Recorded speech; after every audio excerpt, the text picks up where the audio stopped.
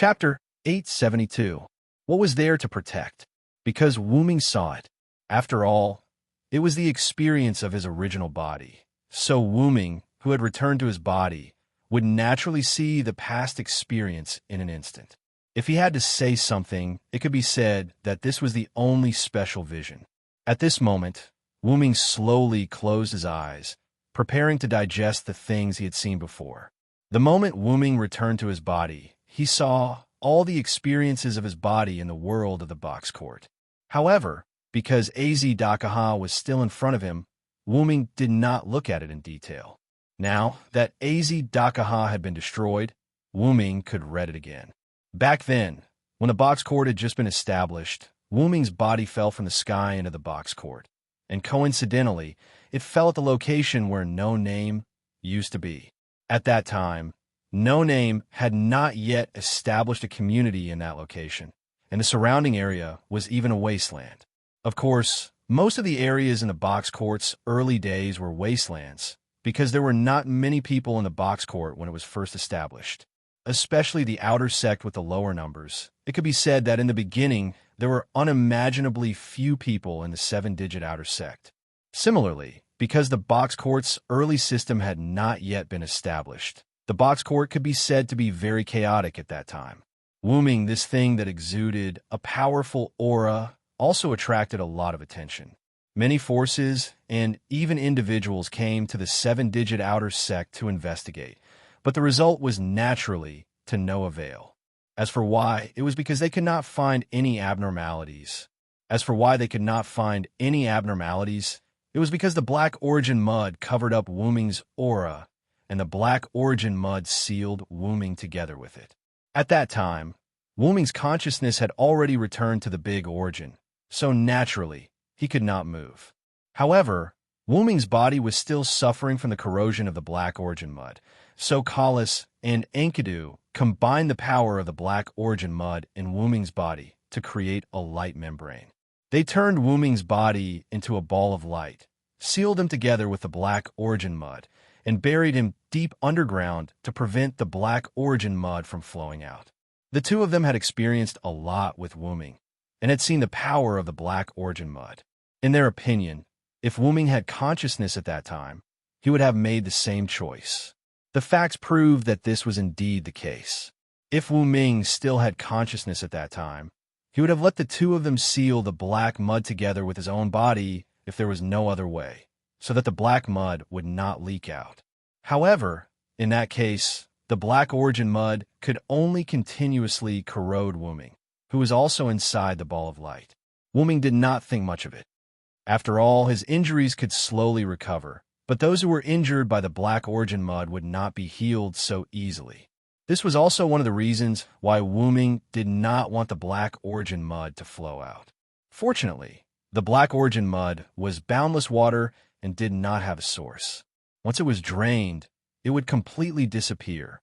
In addition, Wu Ming's body was constantly producing origin power, so Wu Ming's body did not suffer too much damage.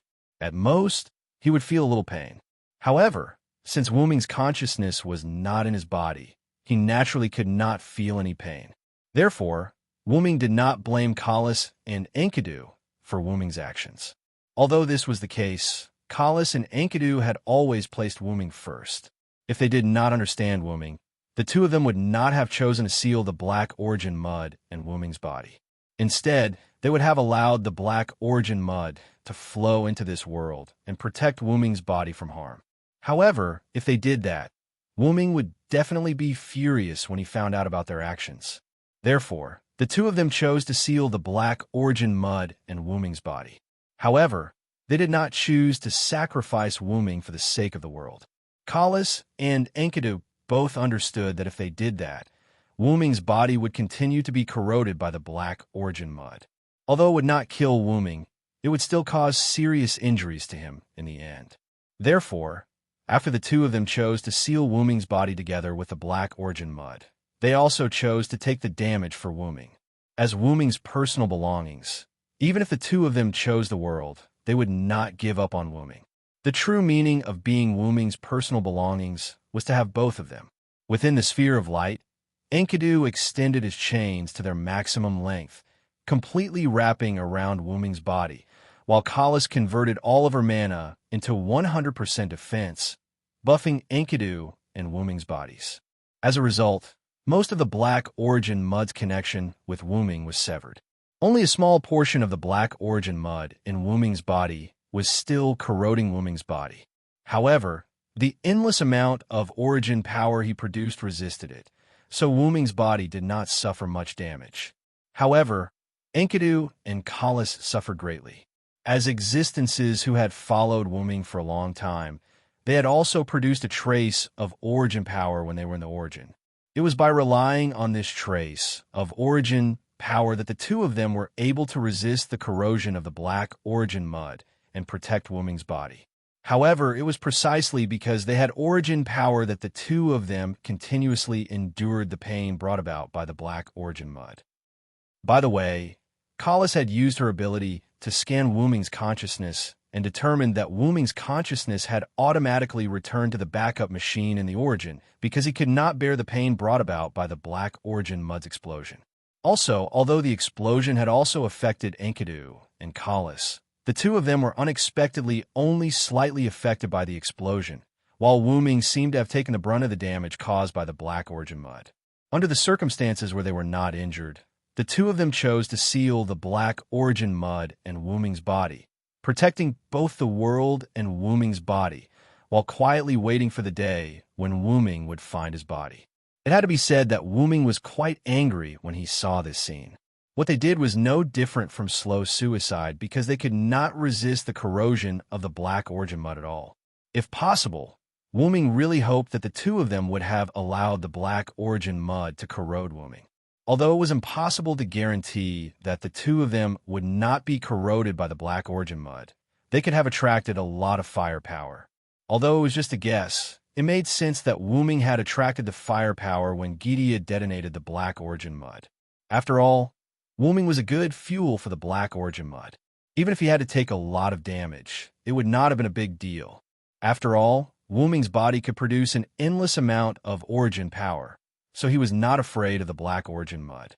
At most, he would be seriously injured. Speaking of which, it was really strange. Khalis and Enkidu were willing to sacrifice themselves for Wuming, while Wuming, who saw this scene, was also willing to let himself attract the firepower. It was really contradictory.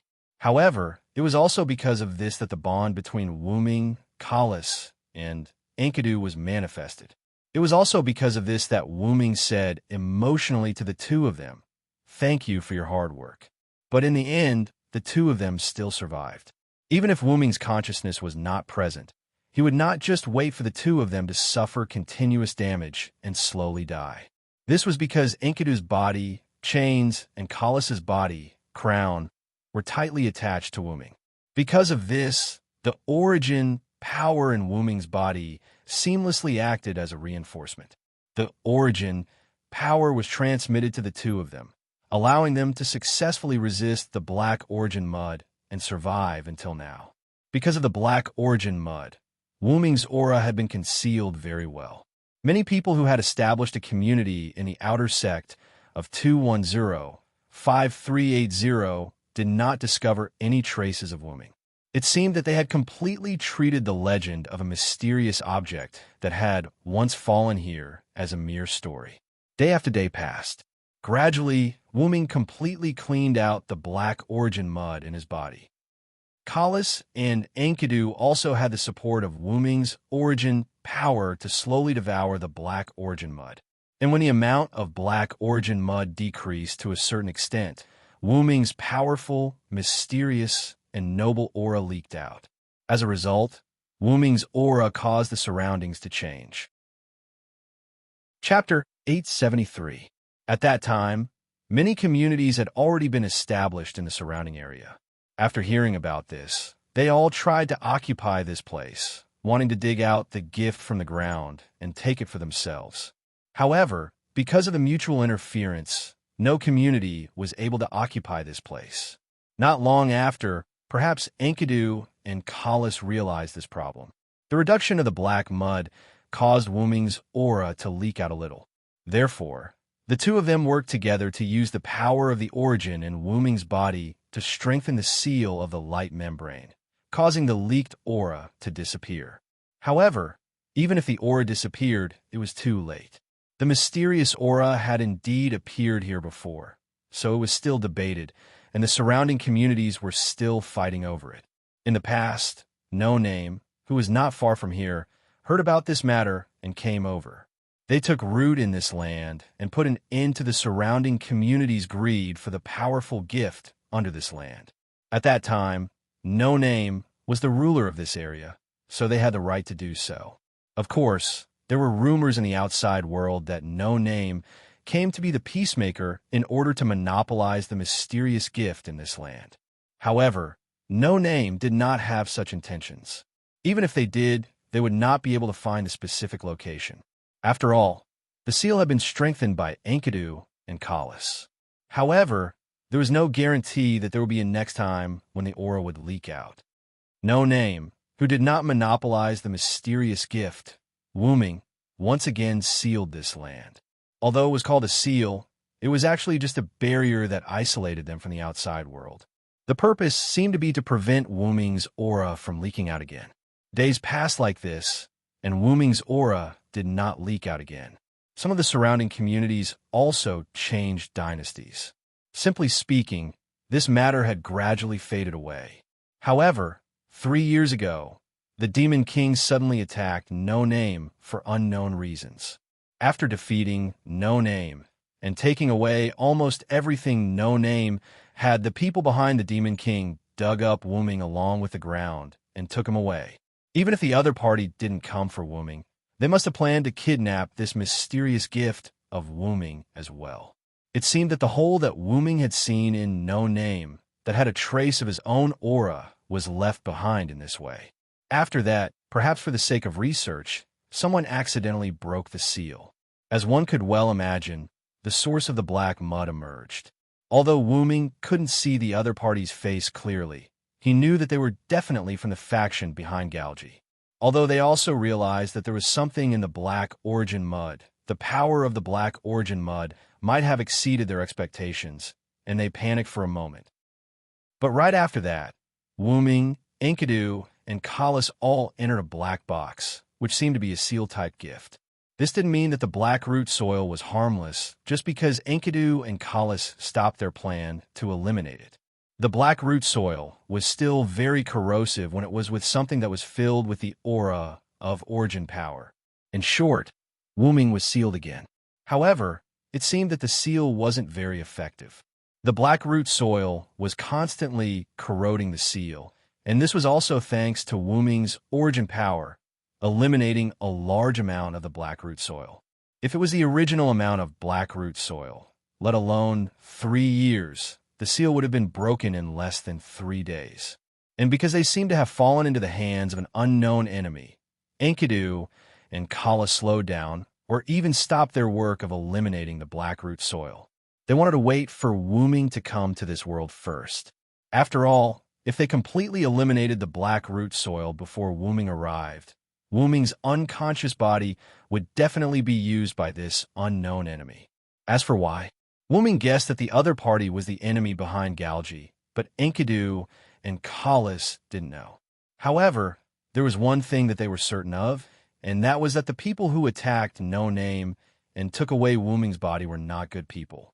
At the very least, they were already on opposing sides, not to mention that these people were also trying to study Wuming. And the black root soil became an invisible shield, protecting Wuming's body from being studied by the enemy. And without origin power, these people had no good way to break the black root soil, unless they assimilated with the black root soil.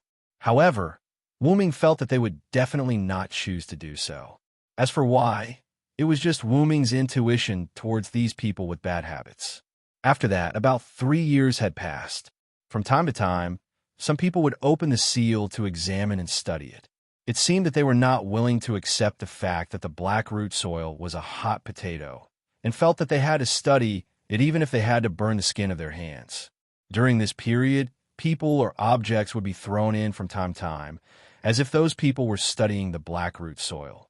However, whenever a third-rate person came in, Enkidu and Kalas would use their origin power to corrode the black root soil, and the stimulated black root soil would corrode the person who came in.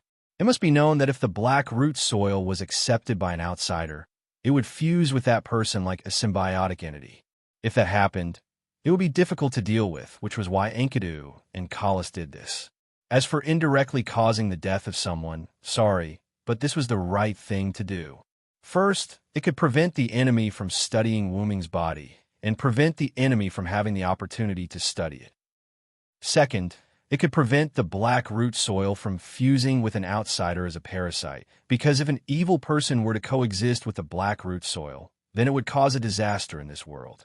Thinking about it this way, Enkidu and Kalas could be considered to have contributed to the box garden world.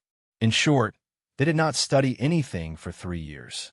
It was unknown whether they were not in a hurry or were not interested, but the number of times they opened the seal box to experiment on Wuming also decreased. Perhaps it was also related to the fact that they did not study anything even once. One day, someone opened the seal on the box and put Wuming's body into multiple layers of gift cards. Without the seal effect of the box, the mere gift cards could not resist the corrosion of the black root soil. In the end, the black root soil destroyed all the gift cards, and the black root soil poured into the outside world. At the same time, the black root soil seemed to have broken some kind of seal on the outside world and released a white, three-headed dragon.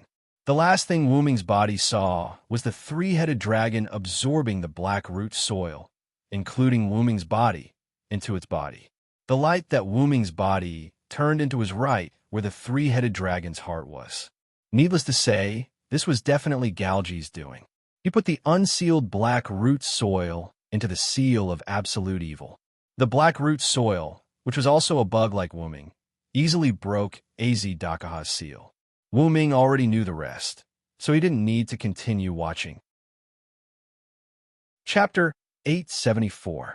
Kalas, record my memory and make it into a projection. I might need it later. Wuming opened his eyes and said to the dragon horn headpiece on his head, "Yes, master." Kalas began to read Wuming's memory. Without a doubt, Kalas, as a pure support-type magic attire, could definitely do this. Reading Wuming's memory was nothing to be surprised about. Wuming, who trusted Kalas very much, wouldn't care about this. As for Kalas, who was extremely loyal to Wuming, her mission was to perfectly carry out Wuming's orders. Then, Wuming looked at the golden chain on his dragon arm. "Enkidu, are you there?" "Master Wuming, I'm here." Enkidu's elf-like voice entered Wuming's mind. Enkidu and Kalas were very similar. They were both existences without bodies. The former lost her body, while the latter didn't have a body to begin with. Both of them were also loyal to Wuming and were willing to follow Wuming for the rest of their lives. Both of them defined themselves as Wuming's tools for Wuming to use. Enkidu's actions were even more serious than Kalas.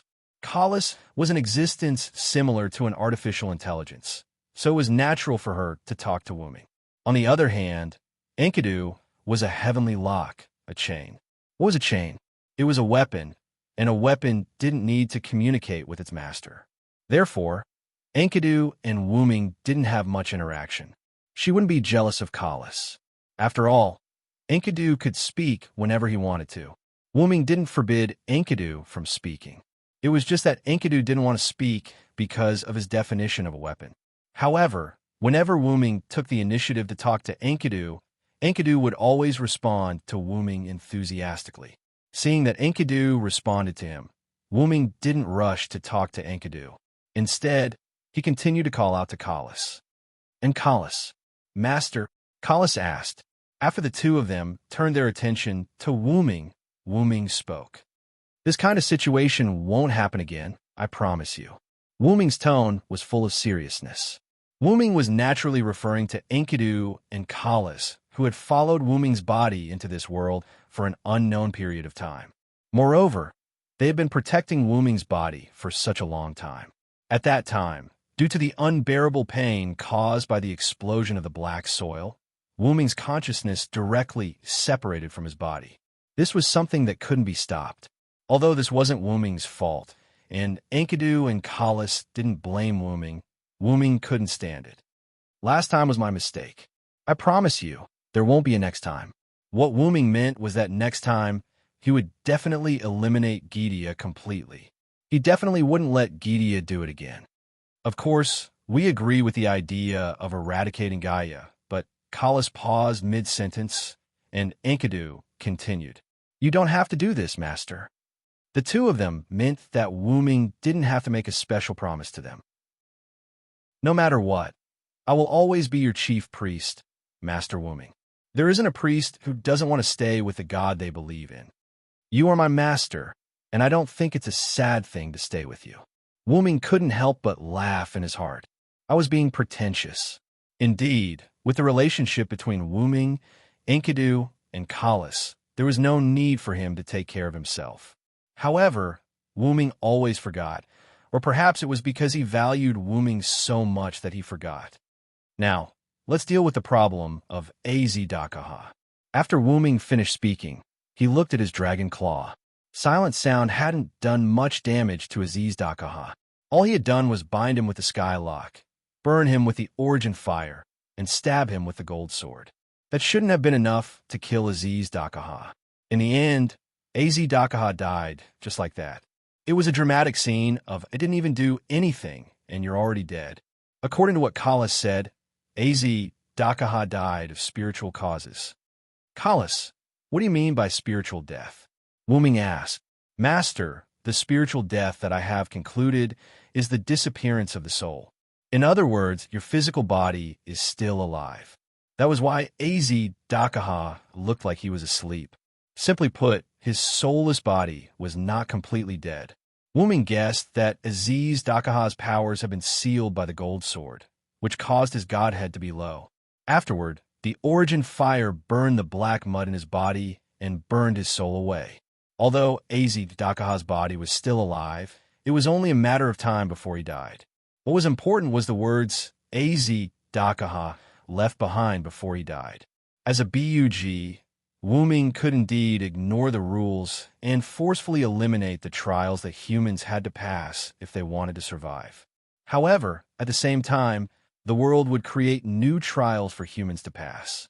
For example, your neighbor's parents arrange for your neighbor's child to mow the grass by hand to train him. Coincidentally, you were weeding with a lawnmower. Afterward, you help the neighbor's child mow the grass.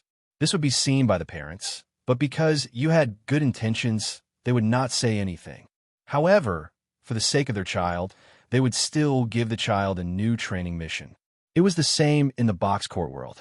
Wuming helped humans eliminate the trials that they had to pass, so the world would rearrange the trials for them. Azidakaha, who had the identity of absolute evil in the final trial, was indeed killed by Wuming. However, the identity of absolute evil was not killed. The world could pull out another evil god from the myths and let him become absolute evil for humans to pass the trials. This problem needs to be solved, Wuming said in a low voice. From the world's point of view, humans, who had become the leader of all things, had to accept the trials to prevent humans from becoming arrogant and destroying the world and themselves. However, from Wuming's point of view, even without the trials, humans would not become like that. Wuming believed in humans and the infinite possibilities of humans. However, the world was not human. It would not reason with you and would only do things according to the rules. Absolute evil. Wuming stared at Azidakaha's corpse and pondered. It seemed like he was considering a certain possibility. However, at this moment, within the range of Wuming's mental power, two figures flew over from afar. Chapter 875. These two figures were White Yiksha and Vera. Holy White Dragon. White Yiksha slowly reduced her flying speed. The other party's aura gave White Yiksha, who was nervous at the moment, a very dangerous feeling. Right now, she was not the opponent of this dragon that occupied almost the entire magma lake. Not only that, the dragon gave White Yiksha a very unusual feeling. It was as if she was facing the whole world. At the same time, there was a sense of familiarity, as if she had seen it somewhere before. White Yiksha shook her head and stopped thinking about it. The most important thing now was she had to determine whether this dragon was an enemy or a friend first. "Villo is there," Vera said casually again and rushed over again. "Wait a minute, Vera?" White Yiksha felt a headache coming on. Vera was good at everything, but she was a natural airhead, which was quite helpless. In this helplessness, White Yiksha also sped up and flew over with Vera. "White Yiksha, Vera, you're here." Wuming saw the two people coming and greeted them. "Thou art a Villo?" White Yiksha was shocked. It was not White Yiksha's fault for not recognizing Wuming. After all, although the aura of the follower's spiritual base and the aura of the main body were somewhat similar, Wuming's main body's aura was more unique. It was like the difference between tofu and stinky tofu. In short, this seemingly dangerous dragon in front of them was one of them. Vera has become so big. Vera excitedly flew around Wuming's big head and said, "Is it very big? I think it's just right." Although Wuming did not have much awareness, his body had indeed grown a lot in the box court world. After all, he had fallen into the box court world since the creation of the box court. Although it had not reached hundreds of millions of years, it had been thousands of years, tens of thousands of years, and so on. In short, it could only be more and not less. And such a long time of settling down in exchange for Wuming's growth. At this moment, he was not much smaller than the 54545 outer sect. If he spread his wings that had been curled up, he would probably completely surpass this outer sect. As for how big an outer sect was, Wuming had no idea. Anyway, the box court world was very big. The diameter of the Earth was about 12,700 kilometers. From a North District to No Name, it would be 980,000 kilometers. Moreover, this was the distance from the North District to No Name.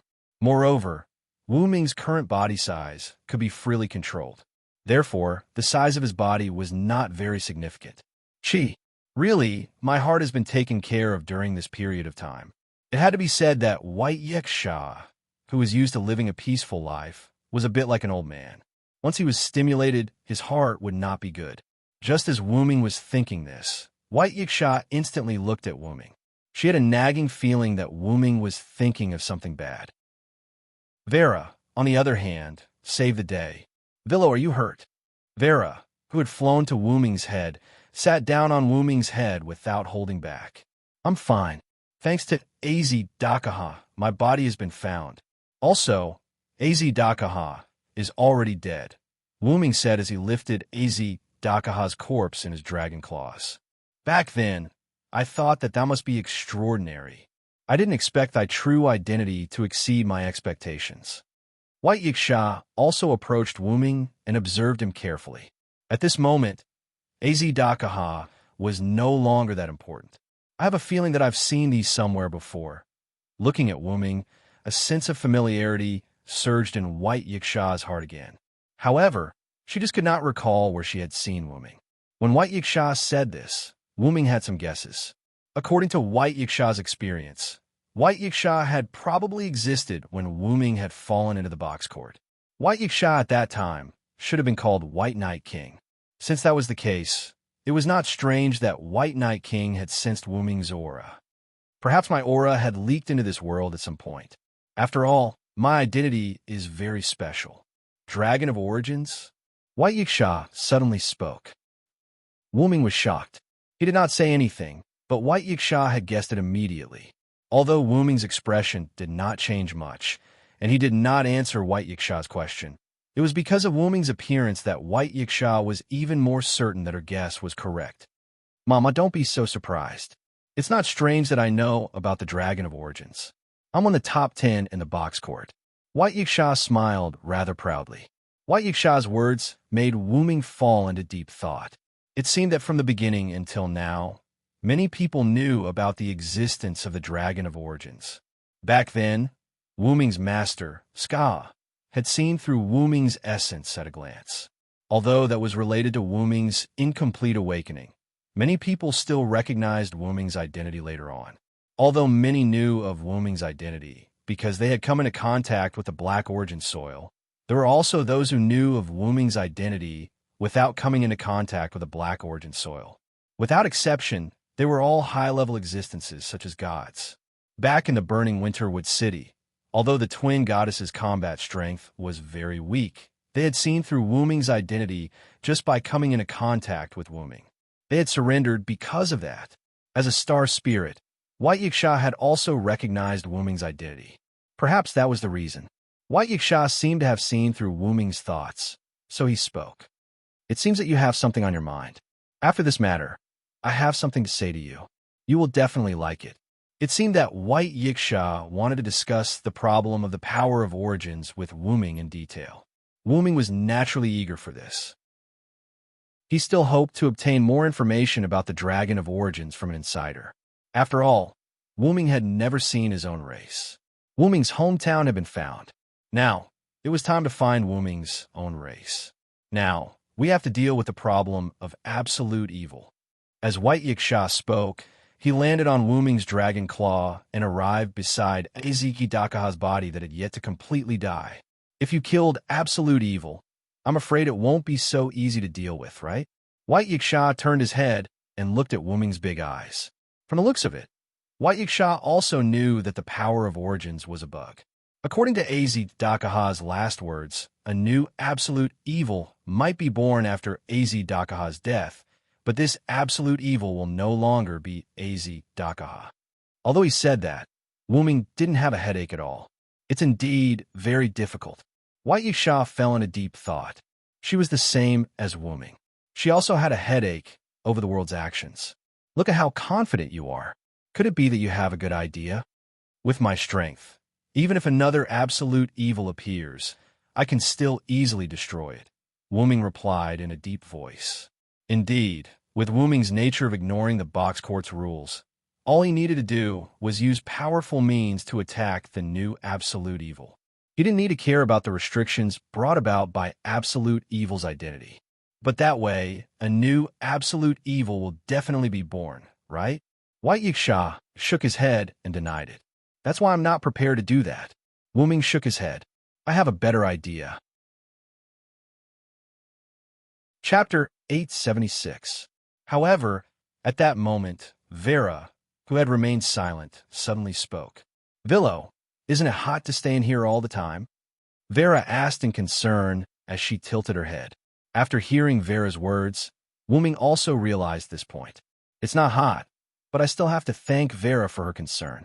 As the magma didn't cause much damage to Wu Ming, well, basically no damage, Wu Ming subconsciously ignored this point.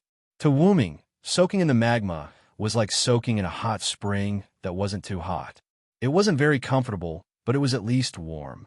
Speaking of which, it's indeed inconvenient to talk to you like this. After Wu Ming said that, his body emitted light as his dragon body transformed into a blob of light that instantly shrank. When the light dissipated, Wu Ming in his human form floated in the air with Vera in his arms and appeared in front of White Yiksha. He still had black hair and red eyes. There weren't any major changes. Where's absolute evil's corpse? White Yiksha asked. How could such a large human in the final trial be gone in an instant? I've placed Aziki Dakaha's corpse in my gift card. It might come in handy later. As Wu Ming spoke, he raised his free hand and waved the gift card in his hand. Ignoring the fact that the three-headed dragon was already dead, his body wasn't completely dead. Even if it was a living creature, it could be stored in the gift card. Wu Ming's body had been stored in the gift card, so Celestia could also enter Wu Ming's gift card. By the way, White Yiksha, did the flames created by the sun's incarnation injure anyone? Wu Ming was very clear about the power of the flame pillar created by the sun's incarnation. It was a powerful flame that affected the entire outer sect of the 54545 sect. If there was anyone around, they would probably be injured if not killed. Thanks to you, no one died. When Wu Ming said this, White Yiksha was furious. After all, the power of that attack was too great. If White Yiksha hadn't been cautious and let the people of the Alliance retreat first, not many of them would have been able to survive. This wasn't a joke, but a fact. Not many people in the Alliance could withstand Wu Ming's Sunday. Although it was called an alliance, it was only a team formed by a dozen or so communities in the outer sect. Furthermore, Due to absolute evil's sudden attack, it was unrealistic to instantly form a true alliance. If not for Vera's presence and the news of White Yiksha's impending arrival, few people would have been able to resist Az Dakaha. After all, White Yiksha, White Yiksha, White Yiksha's White Yiksha, and Yiksha's White Yiksha's thought. They were the weaks, they were Yiksha. However, if they ran away, the ordinary residents of Boxting would suffer. The reason why these communities were able to take root in their respective lands was not because of their powerful strength, but also because the nearby residents helped each other. If you can save my life when I'm in danger, it's not in vain for me to take care of you. This could be considered a debt of gratitude. However, people like Shadora didn't care about debt of gratitude. Or rather, she still didn't understand the so-called debt of gratitude. In her opinion, her salamandra was taken care of by the outer sect members of the 54545 Yiksha. Therefore, she would definitely stand in front of everyone to fight against the incoming enemy. Moreover, if a Yiksha escaped, the reputation of the Yiksha would be ruined. The Yiksha world's most important component. If one had to describe it, it was equivalent to a country. However, Yiksha had a lot of countries. The name and flag of a country naturally became the two most important things. And the thing that was linked to these two was reputation. Although Yiksha didn't have a bad reputation after being attacked by the Demon King, they were no longer welcomed by others. After all, Yiksha was so weak that they couldn't even feed themselves, let alone have any value in befriending them. However, No Name did not have a bad reputation. In other words, if No Name became stronger, there would still be people who wanted to befriend him. Similarly, if your reputation was tarnished, then no one would want to befriend you. In fact, no one would want to befriend you in the future. As mentioned earlier, the number of communities in the box court world was more than the number of stars in the sky. There was no need for the other communities to be so close to you, as there were other communities that could replace you. Under the same condition with only one variable, if one community had a much better reputation than the other, any smart person would choose to associate with the community with a good reputation instead of the community with a bad reputation. From this, it could be seen how important reputation was to the community. Therefore, when they learned that Vera and White Yiksha were helping, these people gritted their teeth and took a gamble. If they won, it would increase their reputation. If they lost, then... Anyway, if they didn't gamble, they wouldn't be able to survive in the end. At the very least, these people were here. Since they were here, no matter what their mentality was, they were all family. As for his family, White Yiksha felt that it was fine as long as they didn't die. Since no one died, let's think of a way to restore the outer door of 54545. Wuming looked at the surrounding magma. Not only was a large area of the outer door of 54,545 hollowed out, but it was also covered by magma of unknown depth. Even if there were any special gifts, it would take a long time to restore the outer door of 54,545 that had turned into magma to its original state. Thou needn't worry about that. Although it will take a lot of time, it's just the ground and buildings. It's not difficult for me or the people of outer door of 54,545. White Yiksha was right. Although the resources in the North District were scarce, on the contrary, the North District had a large number of gifts that could be used for a long time. Some useful gifts could be used to remove the magma or directly transform it into the ground. The main point was that because of Wuming's monstrous fire pillar, many people were dehydrated, burned, and unconscious. Many people are injured. If this drags on, no one knows if their lives will be in danger. At the moment, we don't have time to treat them. This was what troubled White Yiksha. Although the North District had many gifts that could be used for a long time, there weren't many healing-type gifts. Moreover, there were so many people. Fortunately, Az Dakaha was defeated. If these bug-like people were to fight Az Dakaha, they would probably be sending themselves to their deaths. Since it's because of me, let me help. Wuming volunteered. Chapter 877. After Wu Ming finished speaking, he fully released his mind power. In an instant, it spread throughout the entire outer 54545, and he easily saw the wounded. There are so many of them. Even Wu Ming was shocked. See? That's right, there's so many of them. White Yiksha sighed. You did give me a shock, but as Wu Ming spoke, he threw Vera, who had been obediently lying in his arms without speaking, into the sky. Ugh! Although Vera was not frightened, she still let out a whimper. Immediately after, Wu Ming shook his body and light covered his entire body. His body expanded greatly and turned back into a dragon's body. But this time, his body was much smaller than before. And Vera, who was thrown up high by Wu Ming, just happened to be sitting on Wu Ming's neck. Villo, are you going to help the wounded? Vera, who was sitting on Wu Ming's neck, held Wu Ming's dragon horns tightly with both hands and looked at Wu Ming with her head tilted to the side. Of course, although I did get a shock, this amount is still not a problem. As Wu Ming spoke, he did not care about White Yiksha anymore. He flapped his wings and flew away. Really, since you're so confident, let me see. White Yiksha could only smile helplessly. Then, he slowly followed Wu Ming. With Wu Ming's current speed, it only took a few seconds to fly to the outer 54,545's realm wall. Wu Ming looked at the half-melted realm wall and could not help but sigh. Even the realm wall can't withstand it. Looks like I went a little overboard. However, in this way, Wu Ming had a further understanding of the power of his authority. Staying in the air, Wu Ming looked down at the people below who were panicking because of his arrival.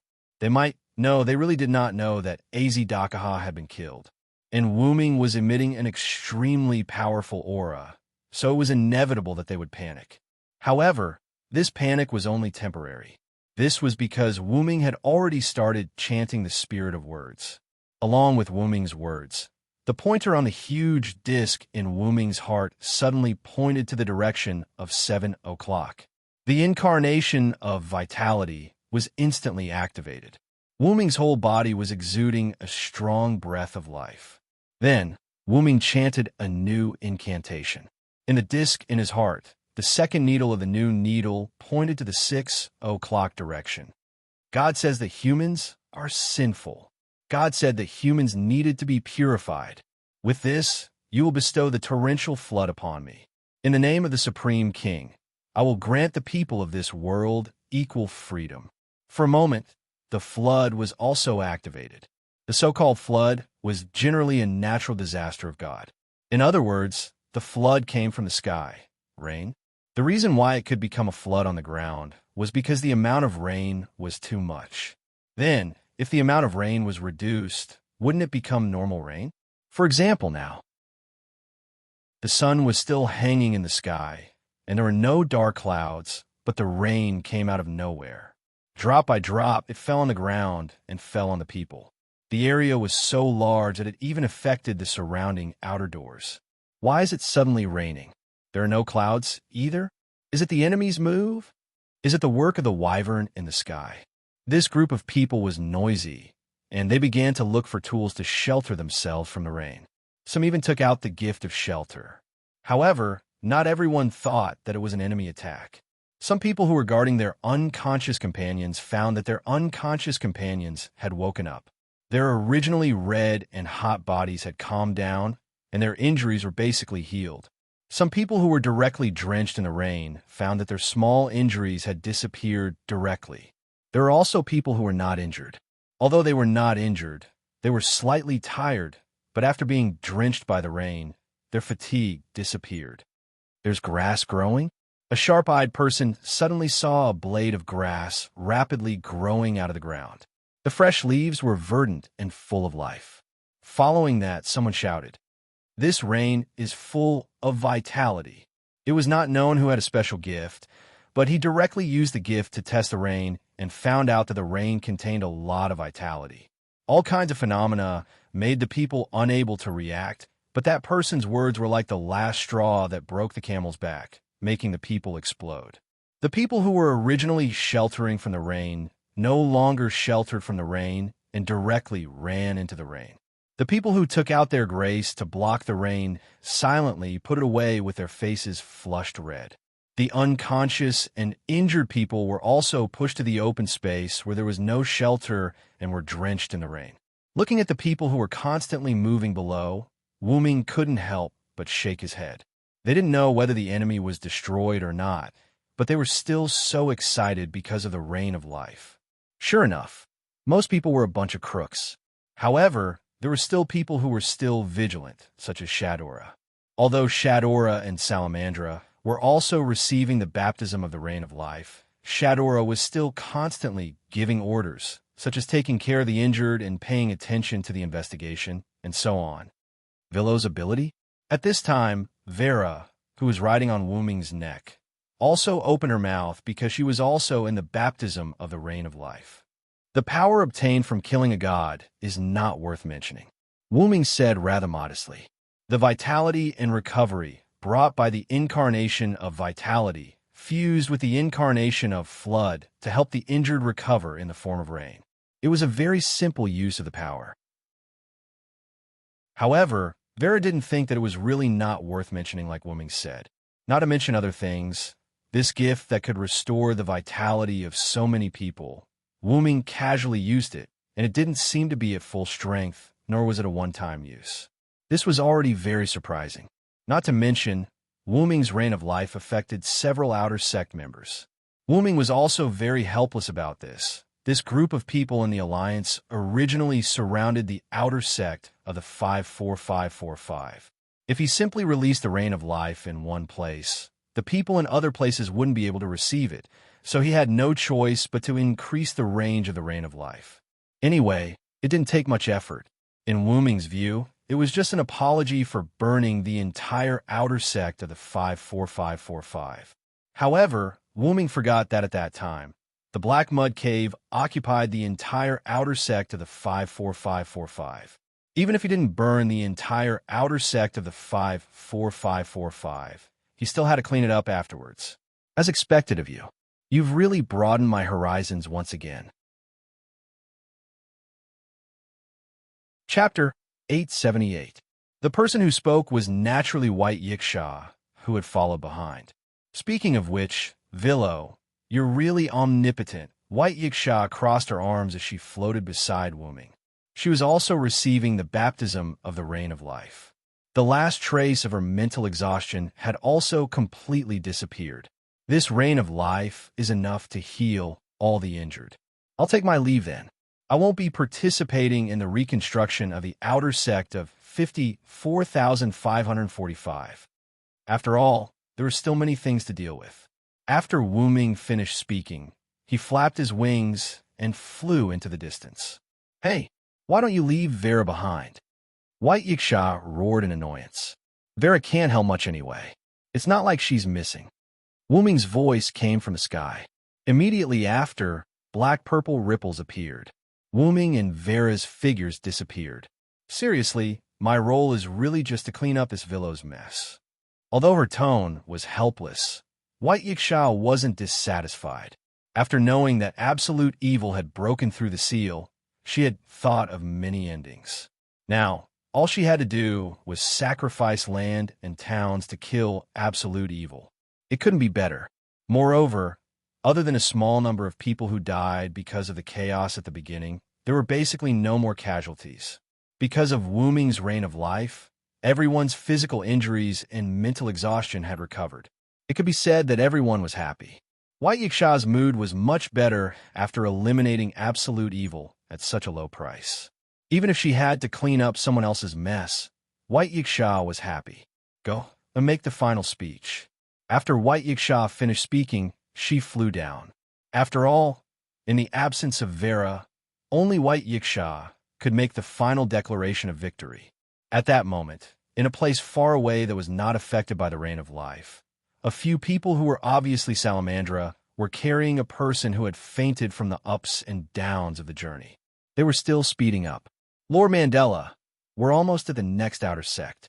You have to hold on. However, at that moment, Mandela could no longer speak. Immediately after, Mandela's head tilted and he completely fainted.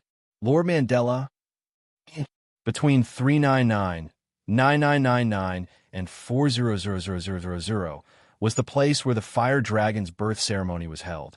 As they had confirmed that absolute evil's doppelganger had completely disappeared, the restoration work had already begun. Whether it was the ground or the houses, they were all being restored by professionals with their blessings. The undamaged bell tower was the fastest to be repaired. At the highest point of the bell tower, dark purple ripples appeared, and Wuming, who had already transformed into his human form, emerged with Vera in his arms. Wuming sighed as he gently put Vera down. Previously, Wuming still had business to attend to, so he didn't pay much attention to Vera's body. Now that he had relaxed, Wuming realized how ridiculous Vera's body was. Where is this? Vera had some impression of this place, because Wuming had asked Vera to wait for him here. Sorry, I've never been to the Northern District before. I'm only familiar with this place. Sitting on the edge of the bell tower, Wuming took a deep breath and exhaled. It had to be said that no one would come here. Moreover, at such a high place, the fresh but not cold air could also clear one's mind. Why did Villo bring me here? Imitating Wuming, Vera also sat on the edge of the bell tower, right next to Wuming. I wanted to tell you that Maxwell is dead. Wuming's words made Vera's body tremble, but it was only a slight tremble. Vera was clearly shocked. What? You don't believe me? Wuming put his hands on the edge and turned to look at Vera. Vera shook her head silently. I was just shocked. She wasn't shocked that Wuming killed Maxwell. Vera was shocked that she had forgotten the beginning. Vera only now realized that she and Wuming only wanted to deal with Maxwell in the beginning. When they met Maxwell in the outer gate of 54,545, Wuming signaled for Vera to leave temporarily and deal with Maxwell alone. Then, for some reason, the human final trial sealed under Raging Flame City was released. Raging Flame City and even the entire outer gate of 54,545 fell into the territory. The entire outer gate of 54,545 also turned into AZ Dakaha's Demon Denver. After that, Vera and the surrounding outer gate communities formed a not-so-good alliance. Vera really didn't know what to do next. She did have many methods, but when facing the Black Mud, she couldn't use them, or they were completely ineffective.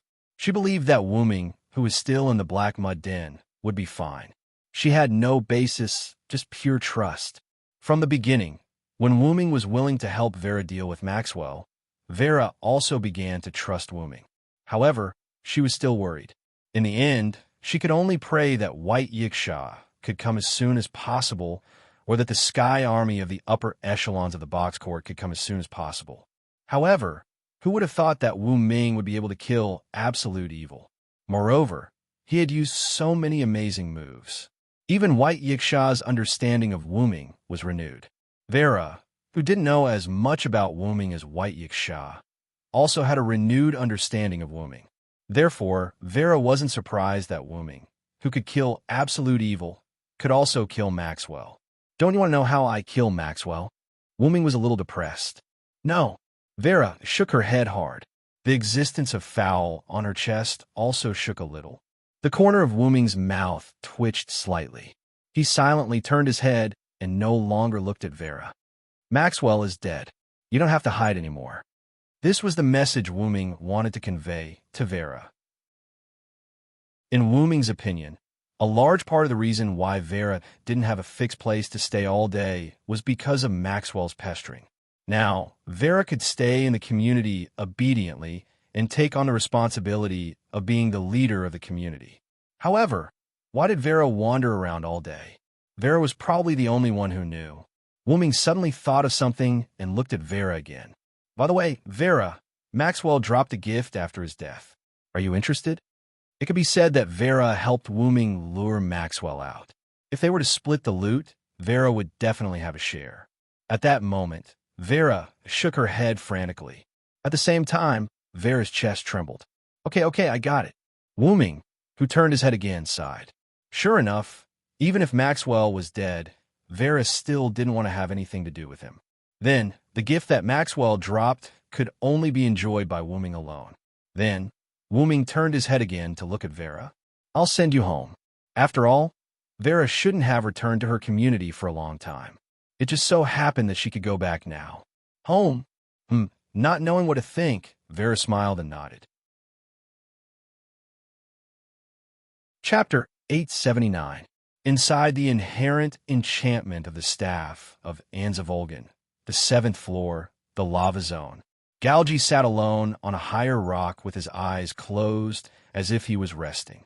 Although the terrain was higher, the rock was still slightly red due to the temperature of the lava zone. Not only that, but the surrounding temperature also made Galgi quite uncomfortable.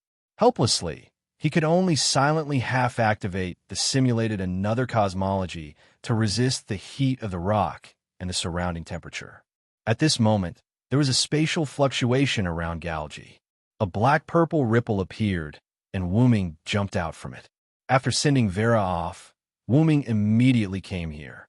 He had something to discuss with Galgi. You don't look too bad, Wuming joked with Galgi. Galgi opened his eyes and looked at Wuming, his eyes full of shock and fear. He didn't know what he saw and couldn't remember it all. It was as if he had seen something beyond his level. His brain began to tremble, and his body began to feel uncomfortable as if he was about to explode and die. Galgi subconsciously canceled the half-activated simulation of another cosmology, bent over, and kept retching. Ugh, if Galgi had the courage to resist Wuming before, then he had no thoughts of resisting the current Wuming. Would ants try to kill Earth? Ants didn't have such thoughts at all. They didn't even realize what Earth was. At this moment, Galgi was somewhat similar to an ant. However, this ant realized what Earth was, so he couldn't resist at all. Moreover, it was as if understanding what Earth was beyond the scope of understanding for an ant like him. Galgi's body couldn't bear it and was about to explode. Wuming silently frowned when he saw Galgi like this. Why is Galgi so rude? He vomits as soon as he sees someone. However, what Wuming didn't know was that the reason why Galgi was like this was because the half-activated simulated cosmology allowed Galgi to see the high-level Wuming. If Galgi fully activated the simulated cosmology, he would probably explode on the spot with just a glance. Wuming was a little unhappy at this moment. He didn't care about Galgi and let him retch alone. Galgi retched for a while and spat out some unknown liquid, which was instantly evaporated by the high temperature of the lava field. Then, Galgi tried to raise his head again and look at Wuming. Sure enough, after canceling the simulation of another cosmology, Galgi's feeling of looking at Wuming again was not much different from before. Galgi himself also understood that it was probably the simulation of another cosmology that allowed Galgi to glimpse a corner of Silent Cry's true self. After adjusting his state of mind, Galgi stood up with a respectful attitude. At this moment, Galgi no longer had any thoughts of resisting Wuming. Are you okay? Wuming looked at the strange Galgi and was puzzled. Why is he so respectful after vomiting? I'm fine, Servillo. May I ask what happened to Absolute Evil? Galgi looked at Wuming respectfully. Az Dakaha is dead. Wuming wasn't used to Galgi's attitude. Wuming turned his head and didn't look at Galgi. He really is dead. Galgi wasn't surprised, as if he took it for granted. This puzzled Wuming. You killed him, didn't you? This piqued Wuming's interest. Galgi clearly knew that humans wouldn't be killed by non-human existences in the final trial, and this information was given to Wuming by Galgi. So why was he so sure that Wuming had killed Az Dakaha? How so? Wuming asked. The aura you give me now is very different. There was a hint of seriousness in Galgi's respectful eyes, as if he wanted to get to know Wuming all over again. Right now, I don't have any thoughts of resisting you at all. It was mainly because of the half-activated simulated cosmology that Galgi saw some existences in Wuming that he couldn't understand and couldn't bear. After all, Galgi had been considering whether to fully activate the simulated cosmology to kill Wuming immediately after Wuming appeared. In the end, he had almost died. Galgi now understood why Wuming dared to leave him alone. It was because Wuming had that kind of strength. The corner of Wuming that Galgi saw could completely reflect Wuming's strength. Even if the simulated cosmology was the power of a universe group, it couldn't instantly kill a bug like the root dragon. At most, it could only cause some damage. After all, it must be known that Galgi was able to see those things just now because of the simulation of another cosmology. Since he was able to see the truth of silent wonder, it would at least have some effect, but it was probably only a little. Moreover, if Galgi really used the simulated cosmology to launch a sneak attack on Wuming, today would probably be his death anniversary. I was indeed the one who killed Azidakaha. Wuming had no intention of hiding it. Instead, he openly admitted it. But Wuming didn't say how he killed Azidakaha. However, Galgi didn't need Wuming to tell him. What a joke. He almost died just by looking at Azidakaha. So how could it be difficult for Azidakaha to deal with absolute evil? Immediately after, Wuming said, "By the way, Maxwell is also dead." Galgi was taken aback. Before the battle with absolute evil, Wuming clearly told Galgi that Maxwell was captured by Wuming. And now, Galgi and Wuming had only met for less than a day, and Galgi was told by Wuming that Maxwell was dead. No matter how one looked at it, it was full of contradictions. But immediately after, Galgi calmed down. Logically speaking, Wuming wouldn't lie about such a thing. In other words, Maxwell died during this period of time, or Wuming immediately executed Maxwell after killing Azidakaha. The correct answer was that Maxwell died during this period of time. The boon game that Wuming set up for Maxwell was to defeat the host in a specified location and time. After Galgi killed Wuming's clone with another cosmology, Wuming created another clone and got it to accompany Maxwell while he went to look for Galgi. At that time, Maxwell wasn't dead yet, so Wuming wasn't lying when he told Galgi and the others that Maxwell was captured by me. And now, Maxwell was naturally executed as a death penalty by the boon game. Not to mention that Silent had already left, leaving behind only a doppelganger. Maxwell couldn't even beat a doppelganger. Silent's doppelganger watched as Maxwell gradually went crazy due to the approaching death. In the end, it was punished by the bestowment game, turning into light and disappearing. And the reason why Galgi calmed down was naturally because he realized the problem. Based on the indescribable truth that he saw about Wuming, how could the current Wuming not be able to kill Maxwell? Chapter 880. Moreover, as Vera had previously understood, Wuming was an existence that could even kill humans in the final trial. How could he not be able to deal with a mere 4-digit number of Demon Kings? Understand. Thank you, Sir Villo, for helping me get rid of Maxwell. Galgi respectfully thanked Wuming.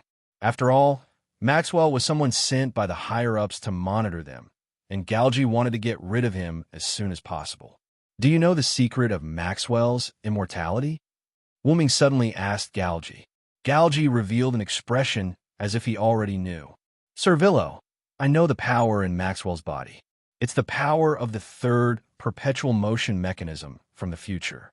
So you do know, Wuming said as he waved his hand, and a small ball of light filled with a strange light appeared in Wuming's hand. The ball of light emitted a strange light that seemed to be constantly moving. This was the source of Maxwell's power that Galgi had mentioned, the third perpetual motion mechanism from the future. Wuming didn't know much about science. When Wuming arrived at the 5th floor of Nazalik and his doppelganger handed the ball of light to Wuming, Wuming was still confused. The appraisal of the third perpetual motion mechanism was done by Collis. Collis had a large amount of information stored in her database, and with her processing system, as well as Collis' highest grade magic attire, as well as the influence of her origin power, Collis could easily do this. Moreover, Collis had also made the same judgment on the already dead Maxwell. Maxwell was a hypothetical humanoid demon or similar mechanism proposed by the British physicist James Clerk Maxwell that could detect and control the movement of a single molecule. Later generations called it a hypothetical spirit or demon. Maxwell was a demon born from a paradox that was denied from the beginning, so he naturally didn't have a physical body. As a hypothetical demon born from this paradox, his strength couldn't even withstand a slightly stronger physical attack. But because of the third perpetual motion mechanism, Maxwell combined it with his own characteristics of not having a physical body to be able to produce himself infinitely and resurrect instantly after death. However, even with the perpetual motion mechanism, Maxwell couldn't resist the rules of the box. Maxwell was successfully killed by Wooming using the gift game, and the perpetual motion mechanism naturally became the dropped item that killed Maxwell. After all, this third perpetual motion mechanism wasn't Maxwell himself. According to Collis, the third perpetual motion mechanism was a byproduct of Maxwell. In that case, could Maxwell, who could freely control Absolute Evil's doppelganger, have something to do with Absolute Evil Azidakaha? However, after having this thought, Wooming immediately stopped thinking. In any case, those two fellows had already been killed. What was the point of pondering over this? After Maxwell died, he dropped this ball of light. Wooming wasn't afraid that Galgi would snatch it away, so he openly showed it to Galgi. "Congratulations, Sir Villo." Galgi smiled as if it was from the bottom of his heart, and this made Wooming feel quite awkward. "But I presume that you don't need this now that you've fully recovered, right?" Galgi's words had a hidden meaning. "You've already guessed it." Wooming wasn't surprised. Galgi's fully recovered referred to Wooming's recovery of his body. Galgi had seen Wooming before, or rather, he had seen Wooming wrapped in black mud. Although he didn't know where he had seen it, Galgi was completely certain that he had seen Wooming's body before. Moreover, Galgi's mind wasn't the same as 16 Nights. After calming down, he probably realized that Wooming, who killed Absolute Evil, had already retrieved Wooming's body. And if Galgi had really seen Wooming's body, he would naturally understand that Wooming didn't need the third perpetual motion mechanism that much. "You want it?" Wooming looked at Galgi with a playful expression and tossed the two balls of light in his hands. "To tell you the truth, we've already figured out Maxwell's nature. We originally planned to kill him after this incident." Galgi's words implied that the perpetual motion mechanism was something that they had long planned to use, but who knew that it would be intercepted by Wooming halfway. "So, you want to continue the deal with me?" However, Wooming was amused by his own words. "I'm afraid you haven't realized the situation you're in, Your Highness." Although all of Galgi's subordinates addressed Galgi as Your Highness, it was rather ironic for Wooming to say these two words. "Putting aside the fact that your another cosmology is useless against me, even if you have other trump cards, do you think they will work on me?" It wasn't that Wooming was arrogant, but his body had experienced countless years of accumulation in the box court world. Even though it was still underage, it was only a step away from adulthood. In Wooming's knowledge, an adult origin dragon and an underage origin dragon were two different species. If an underage origin dragon was considered a living creature, an adult origin dragon was no longer a living creature. As for what it was, Wooming would only know after he became an adult. All in all, even though Wooming wasn't an adult origin dragon, Wooming, who was only a step away from adulthood, was no longer the same as before. Wooming was so powerful that even Wooming, who had returned to his body, was taken aback. If Wooming's strength were to be classified according to the box court world strength, Wooming's strength would definitely be in the double digits. As for why it wasn't in the single digits, it was because, firstly, Wooming wasn't sure about the strength of the single digits. Secondly, Wooming's strength might have exceeded the single digits and reached an unmeasurable level. If it were an adult Wooming, there wouldn't be a need to worry because an adult origin dragon would definitely exceed the single digits. But it was also important to clarify that Wooming's hypostasis had only become in existence in the double digits. In other words, he had completely embodied the hypostasis that an origin dragon should have, unlike before, when any random person dared to provoke Wooming. Of course, Wooming had always subconsciously concealed his hypostasis, but Wooming didn't realize it. After all, whether it was the world that Wooming lived in or everyone in this world, their hypostasis was lower than Wooming's. If Wooming completely released his aura, anyone who sensed the aura of a higher hypostasis would die instantly. At that moment, Galgi became extremely respectful. It was precisely because he had glimpsed Wooming's hypostasis when he activated the simulation of the another cosmology that he survived. But it was also because of this that Galji was completely convinced by Wuming. At the very least, Galji would never go against Wuming again in the future. He didn't even have any thoughts about it anymore. This came from the bottom of his heart, like a different kind of curse. Therefore, Galji wouldn't make any more deals with Wuming. Chapter 881. You're wrong, Lord Villo. What I meant was that you can use this on your subordinates. Galji smiled and shook his head. If it was the old Galji, he might have tried to make a deal with Wuming. However, after being affected by Wuming's apostasis, he had no intention of taking advantage of Wuming or even making a deal with him. Of course, the prerequisite is that you have to ensure your subordinates' loyalty. However, Wuming looked at Galji strangely. What's wrong with this guy? Master, I'm afraid he saw your apostasis and was affected by you. Kalas directly spoke to Wuming in Wuming's mind. Did he pry into my status? Wuming immediately thought of Pest. He didn't know what Pest had seen when he was summoned, but his attitude toward Wuming had completely changed. Unlike Galji's respect, Pest's attitude toward Wuming was one of extreme fear. Pest could see Wuming's true self because he had established a master-slave relationship with Wuming. However, how could Galji see his true self? My aura is indeed suppressed, isn't it, Kalas? Wuming asked Kalas. Since Wuming had just returned to his body, he might not have gotten used to it yet. Thus, Wuming had Kalas monitor his condition. Master, your aura has been subconsciously suppressed by you. It doesn't seem to have been released. Kalas had indeed been monitoring Wuming's condition, but Wuming had been subconsciously suppressing his aura all this time. Logically speaking, it shouldn't have leaked out. Could it be that the another cosmology simulation allowed Galji to see my hypostasis? Wuming thought about it. Perhaps only the another cosmology simulation could allow Galji to see his true self. Moreover, his current hypostasis wasn't something someone like Galji could withstand. The difference between the old Wuming and the current Wuming was like a balloon filled with slow air and a balloon filled with water. As long as the balloon didn't burst, the latter's fall from high altitude was more lethal than the former's. If Galji had looked at him for a while longer, he might have really died. But now, Galji seems to be very respectful toward me. Wuming had an idea. Galji, what is it, Lord Villo? Galji looked at Wuming. Tell me everything about the person behind you. That's right. Wuming was trying to use Galji's current state to get information about the person behind Galji. But Galji shook his head. Lord Villo, I'm afraid that won't do. It seemed that even if Galji was very respectful, he wasn't at the point where he would listen to Wuming's every word. Master, he clearly respects you because of your strength. Everyone knows that respecting the strong is common knowledge in any world. Kalas complained in Wuming's mind. I know. I just want to try. Wuming replied to Kalas in his mind with some regret.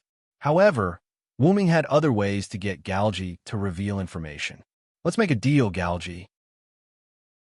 You tell me everything about the person behind you, and I'll deal with them. Wuming's words made Galji's eyes light up. After all, when Galji first learned of Wuming's existence, he wanted to make a deal with Wuming. He would provide the information, Wuming would help him deal with the enemy, and he would gain his freedom. Although they had fallen out before, Galji, who was now affected by Wuming's status, was naturally shaken when he heard this deal. 210-5380 Outer Gate, No Name's Base Camp. At this moment, in No Name, Black Rabbit, Letitia, 16 Nights in Reverse, Joyu Asuka, and Kasuga Hikari stood at the entrance of No Name, ready to go. Ren, Lily, and Pest stood at the entrance and watched the five of them leave. Black Rabbit, Letitia, when you reach the North District, you must take care of 16 Nights and the others. Ren reminded Black Rabbit worriedly. I'll try my best, young Master Ren. Black Rabbit looked at the three problem children who were full of fighting spirit and wiped the cold sweat on his forehead helplessly. Although Letitia was also helpless, she still comforted Ren. Don't worry, Ren. Master is still in the North District. When the time comes, there's no need to worry about not being able to control these three. What a joke. When we reach the North District, I must teach that bastard Villo a lesson. There's a Demon King, and he didn't call me. 16 Nights in reverse was very excited. He looked like a wild horse that was about to explode. Same, seconded. Jio Yuasuka and Kasuga Hikari agreed in unison with 16 Nights in reverse. The two of them were also people who wanted to see the world in chaos. Don't joke around, stupid adults. According to Lord White Yiksha, the Demon King this time is the absolute Demon King of one of the humans' final trials. That's one of the strongest in Hakata. If you continue to underestimate the enemy like this, Black Rabbit won't bring you along. Black Rabbit reprimanded from the side. These three problem children were too noisy. The enemy this time was clearly not easy to deal with. That's right. When White Yiksha went to the North District, he sent a letter to No Name. The content was that the seal of absolute evil had been broken. However, White Yiksha had been in the North District for a long time, and No Name had just reorganized their people and prepared to support the North District. It was completely because they could not make a decision. The main reason was that 16 Nights and the other two were too suitable for their identity as problem children. They clamored about fighting the Demon King. That was absolute evil, a Demon King with a 3-digit number. Even people with a 2-digit number did not dare to underestimate it. It was fundamentally different from the Demon King that 16 Nights and the other two had dealt with during their time in Hakata. If they let the problem children go, who knew what kind of trouble they would cause? They might even lose their lives. In the end, Black Rabbit and 16 Nights and the other two came to a compromise before they were ready to go. However, No Name was actually not too late. White Yiksha wrote a letter to tell No Name that it was only because Wuming was fighting against absolute evil in the North District. Most of the communities in the East District, more than 99% of them, did not even know that absolute evil had broken the seal in one of the humans' final trials. After all, when Glowing Flame Capital was attacked, many people did not know that absolute evil had broken the seal. Therefore, No Name was not too late. Seeing the three problem children obediently shut their mouths, Black Rabbit sighed again. Problem children were just too difficult to deal with. Right on the heels of that, Black Rabbit patted his face to encourage himself. Black Rabbit revealed a smile and raised an arm high. Then, everyone, let's go. It had to be said that Black Rabbit looked like he was going on a vacation. It looked like he had underestimated the enemy even more. The three problem children complained in their hearts. Right on the heels of that, the three problem children looked at each other and smiled tacitly. When they reached the North District, Black Rabbit would be completely useless. However, at this moment, a familiar voice entered everyone's ears. Where are you going? Chapter 882. Everyone turned to look at the source of the sound and saw Wuming standing there, his face full of confusion. Wuming had just returned to No Name when he saw the other members of No Name about to go on a long journey. How could he not be confused? Villo, mister. The members of No Name screamed as if they had seen a ghost. What's wrong? Everyone shouted in unison, causing Wu Ming to be stunned for a moment. What the hell happened? Mr. Villo, weren't you fighting against Absolute Devil King in the North District? Black Rabbit's ears twitched, looking confused. I killed the Devil King, and then I came back. Wu Ming's tone was very calm, as if he was saying, I came back after eating. But everyone had different reactions when they heard this. Rin and Black Rabbit were shocked. Restia was proud of Wu Ming. The three problem children were unhappy, and Pest was indifferent. After that, Wu Ming shrugged his shoulders and no longer cared about his companions, who he didn't know what they were doing.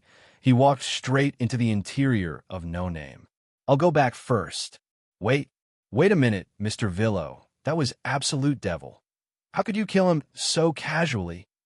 Black Rabbit turned around and wanted to chase after Wu Ming, but because he was too excited, his footsteps were a little shaky. I didn't kill Absolute Devil casually. I fought with him for a day and a night before I killed him. Wu Ming replied without turning his head. Although he said that, it still didn't seem like it was difficult for him to kill Absolute Devil King. Furthermore, Reverse 16 Nights was very unhappy. Not bad, Mr. Villo. You actually took the big prize without anyone noticing. Reverse 16 Nights said as he suddenly jumped up. and kicked at Wooming. Clatter. A golden chain suddenly emerged from silent cries, closed like a cold spear. The sharp end of the chain was aimed at 16 knights, who was trying to turn back. Realizing that the chain was not ordinary, 16 knights did not choose to fight it head-on. Instead, he changed his movement in midair and kicked the chain directly. Bang! The deafening sound of steel colliding rang out, and the airwaves produced by the collision spread out, impacting everyone. This caused Black Rabbit and the others to subconsciously raise their hands to resist the airwaves. At the same time, Wooming's aura changed, and a tyrannical aura enveloped everyone present. However, the aura disappeared in an instant, and everyone felt as though they were hallucinating. In the next second, the originally rigid chain became like an extremely resilient steel whip, ruthlessly lashing towards 16 knights who had yet to land on the ground. 16 knights reacted instantly and kicked the golden chain. With the help of the reaction force of the golden chain, he jumped back into the air and did a 360-degree spin before landing steadily. Everyone looked at Wooming and 16 knights in a daze. They could not tell whether the terrifying aura just now was an illusion or real. However, because the terrifying aura appeared for less than a tenth of a second, no one could tell whether it was real or an illusion. You become stronger, Villo. Reverse 16 Knight's face was filled with an excited smile. He was excited that Wooming, his strong opponent, had become stronger. Just as you saw, I accidentally found my body, so my strength is naturally different from before. After comforting Enkidu, Wooming put the chain back into his sleeve and turned to look at everyone. So, Mr. Villo found his body? That's great. Congratulations. Black Rabbit subconsciously felt happy that Wooming found his body. However, Black Rabbit immediately reacted. Wait, that's not the point. Don't fight in front of our community. Black Rabbit rushed towards Reverse 16 Knights in a frenzy, tried to subdue this problematic child who started the fight. Stop, Black Rabbit. I won't fight anymore. However, Reverse 16 Knights stopped Black Rabbit with words. Villo has become beyond my imagination. I can't beat him now. Reverse 16 Knights shook his head silently. Black Rabbit, who came to Reverse 16 Knights' side, made a strange sound. Reverse 16 Knights, this problematic child, actually admitted that he was not a match for Garen and stopped the fight. Did the sun rise from the west? The truth was not as exaggerated as Black Rabbit thought. It was just that Reverse 16 Knights was more aware of Wooming's strength than the others. When Enkidu helped Wooming block Reverse 16 Knights' attack, Wooming subconsciously wanted to fight back. However, he did not control it well and almost used his full strength. After all, Wooming and AZ Dakaha were fighting too intensely. During that one day and one night of fighting, although Wooming did not really use his full strength, every move he made was not casual either. It might not be strong for AZ Dakaha, but for the people in the middle and lower levels of the community, it was a very strong move. In short, Wooming was used to fighting seriously. When faced with Reverse 16 Knight's greeting kick, he almost became serious. However, even so, Reverse 16 Knights was still aware of the difference between the two of them.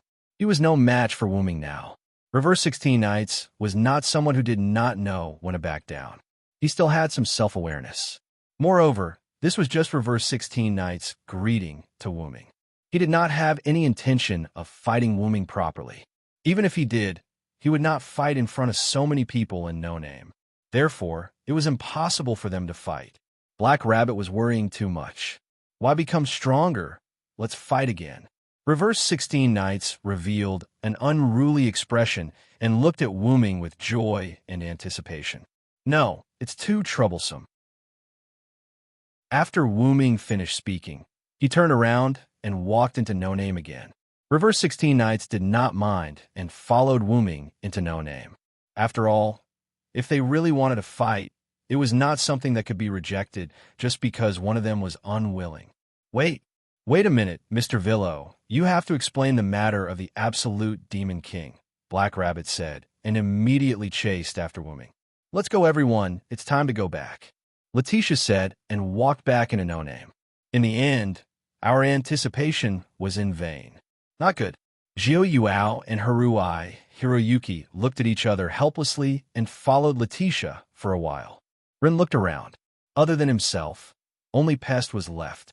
However, before Rin could say anything, Pest snorted coldly and silently walked into No Name. Rin smiled awkwardly and walked into No Name unhurriedly. As the leader of the community, Rin successfully became the last member to enter his community. Chapter 883. In the No Name chat room, everyone sat together and chatted with Wooming. They learned about absolute evil bit by bit from Wooming. So that's how it is. Mr. Villo has experienced quite a lot of things along the way. Black Rabbit pointed at several things that Wooming said. Fighting with the undying Demon King, fighting with the heroes born in the apocalypse, and finally fighting with the humans in the final trial. I'm jealous. 16 Nights wished he could replace himself with Wooming to experience all that. 16 Nights was excited just by thinking about it. Who knew how happy Wooming, who had experienced all that, would be? But that's only for Villo. If it were us, our lives would be in danger. Jiun Fei Niao held her teacup and took a sip gracefully. Letitia said, agreeing with Jiun Fei Niao's words. Yes, Fei Niao is right. Other than Maxwell, whether it's Galgi with his another cosmology or absolute evil in the final trial, they are all very strong enemies for you. Even I would have a hard time winning against them. 16 Nights, on the other hand, didn't care. How would I know if I don't try? I have to see it with my own eyes before I comment. The more dangerous the enemy, the more he liked it. After all, they were problem children. I just didn't expect that Galgi would have another cosmology. It's really surprising.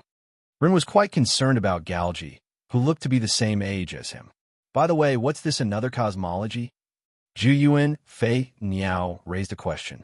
All right, Miss Fei Niao, you guys have just arrived at the box court. I'm afraid you guys don't know about another cosmology. It seemed like Black Rabbit wanted to explain. To put it simply, it contains the powerful gift of cosmology. It can be infinitely magnified to interfere with the powerful forces of the outside world. Every another cosmology is unique, which means that every another cosmology has different abilities. Jiun Fei Niao nodded thoughtfully. Simply put, it's an extremely powerful gift. You can think of it that way, Miss Flying Bird. However, another cosmology is much more precious and powerful than ordinary gifts. After all, Black Rabbit did not simulate the another cosmology and could not explain in detail. It could only give Long Flying Bird a general understanding. Wooming interjected. It is said that the existence with the simulated cosmic atlas has the potential to become the center of a group of gods. Because of the power of the simulated cosmic atlas, I am afraid that only those with the simulated cosmic atlas can compete with it. Wooming recalled how Galgi had killed Wooming's doppelganger by forcibly activating the simulated another cosmology. It could be said that if it was not Wooming's doppelganger that was killed, but the spiritual base body, that blow would have also killed Wooming's spiritual base body. Therefore, in Silent's opinion, to fight against that kind of power, unless they also have the simulated cosmology, they can only fight against it without the simulated cosmology. Otherwise, only Silent, the bug, can fight against it without the simulated cosmology. Interesting, a simulation of an alien cosmology. 16 Nights Reversal smiled, but no one knew what he was thinking. However, Black Rabbit was frightened by 16 Nights Reversal smile. 16 Nights, Sand, don't think too much. Black Rabbit has a feeling that you will do something. Black Rabbit said as he looked at Jiun Fei Niao and Haruai Buyao. Really, these problem children were too good at causing trouble. Black Rabbit had to be prepared for a rainy day. Then, Black Rabbit noticed that Haruai Buyao seemed to be thinking about something. Miss Buyao, what's troubling you? Although they were problem children, they were all companions. Black Rabbit was happy to help his companions solve their problems. I'm a bit concerned about the griffin Villo mentioned. Haruai Buyao hugged Samao Cat and said the reason for his deep thoughts. Is it the genome tree on the griffin? Wooming guessed the reason for Haruai Buyao's concern. This was something that Wooming mentioned before. Yes.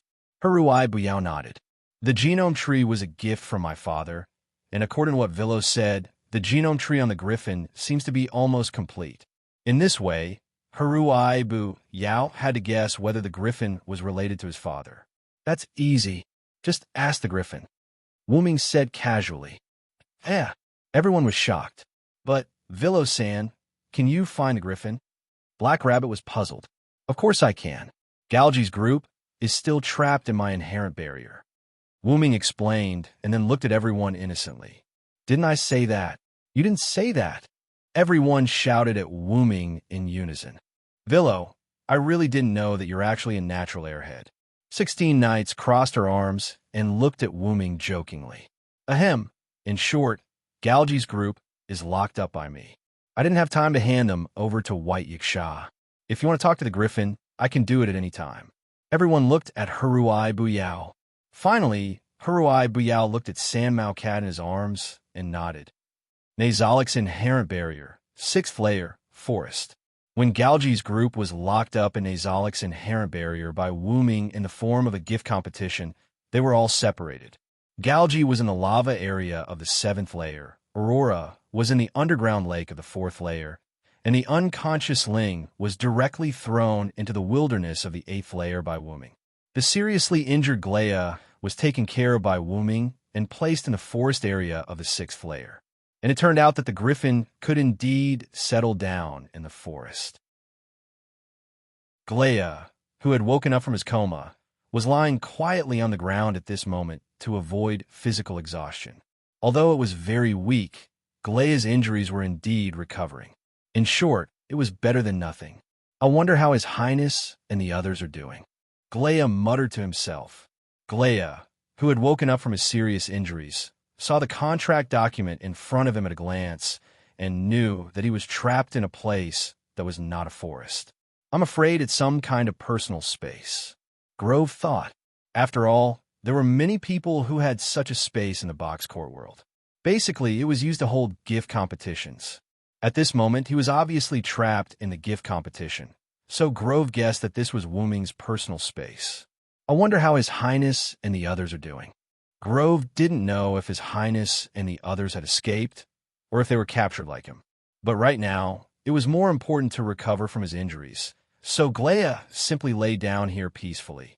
However, at this moment, there was a fluctuation in space, and two extremely obvious figures appeared not far away from Glea.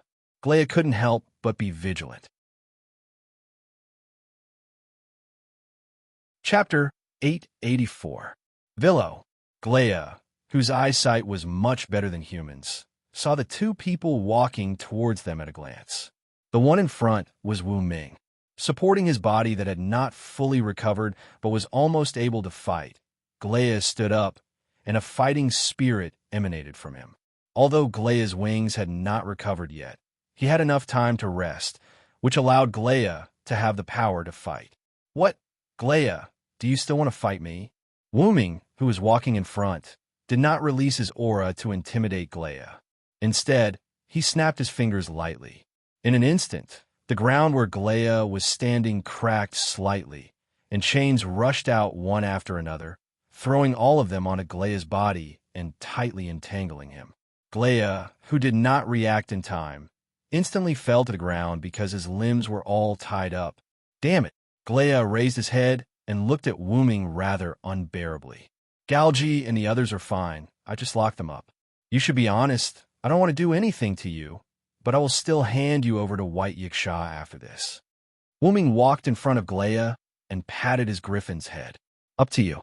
Glea could not beat Wu Ming anyway, and he was now a prisoner. So what could he do? I came to see you this time because I have a companion who is quite interested in you. You can talk to her.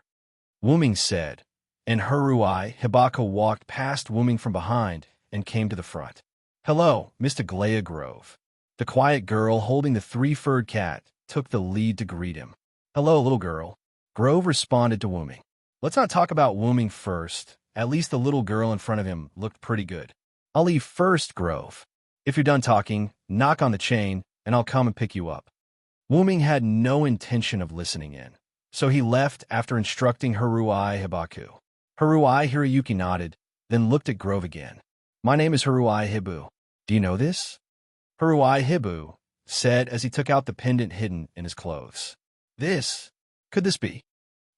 After leaving the 6th floor, Wuming arrived at the 7th floor, which was Galji's floor. "Sir Villa, what do you think?"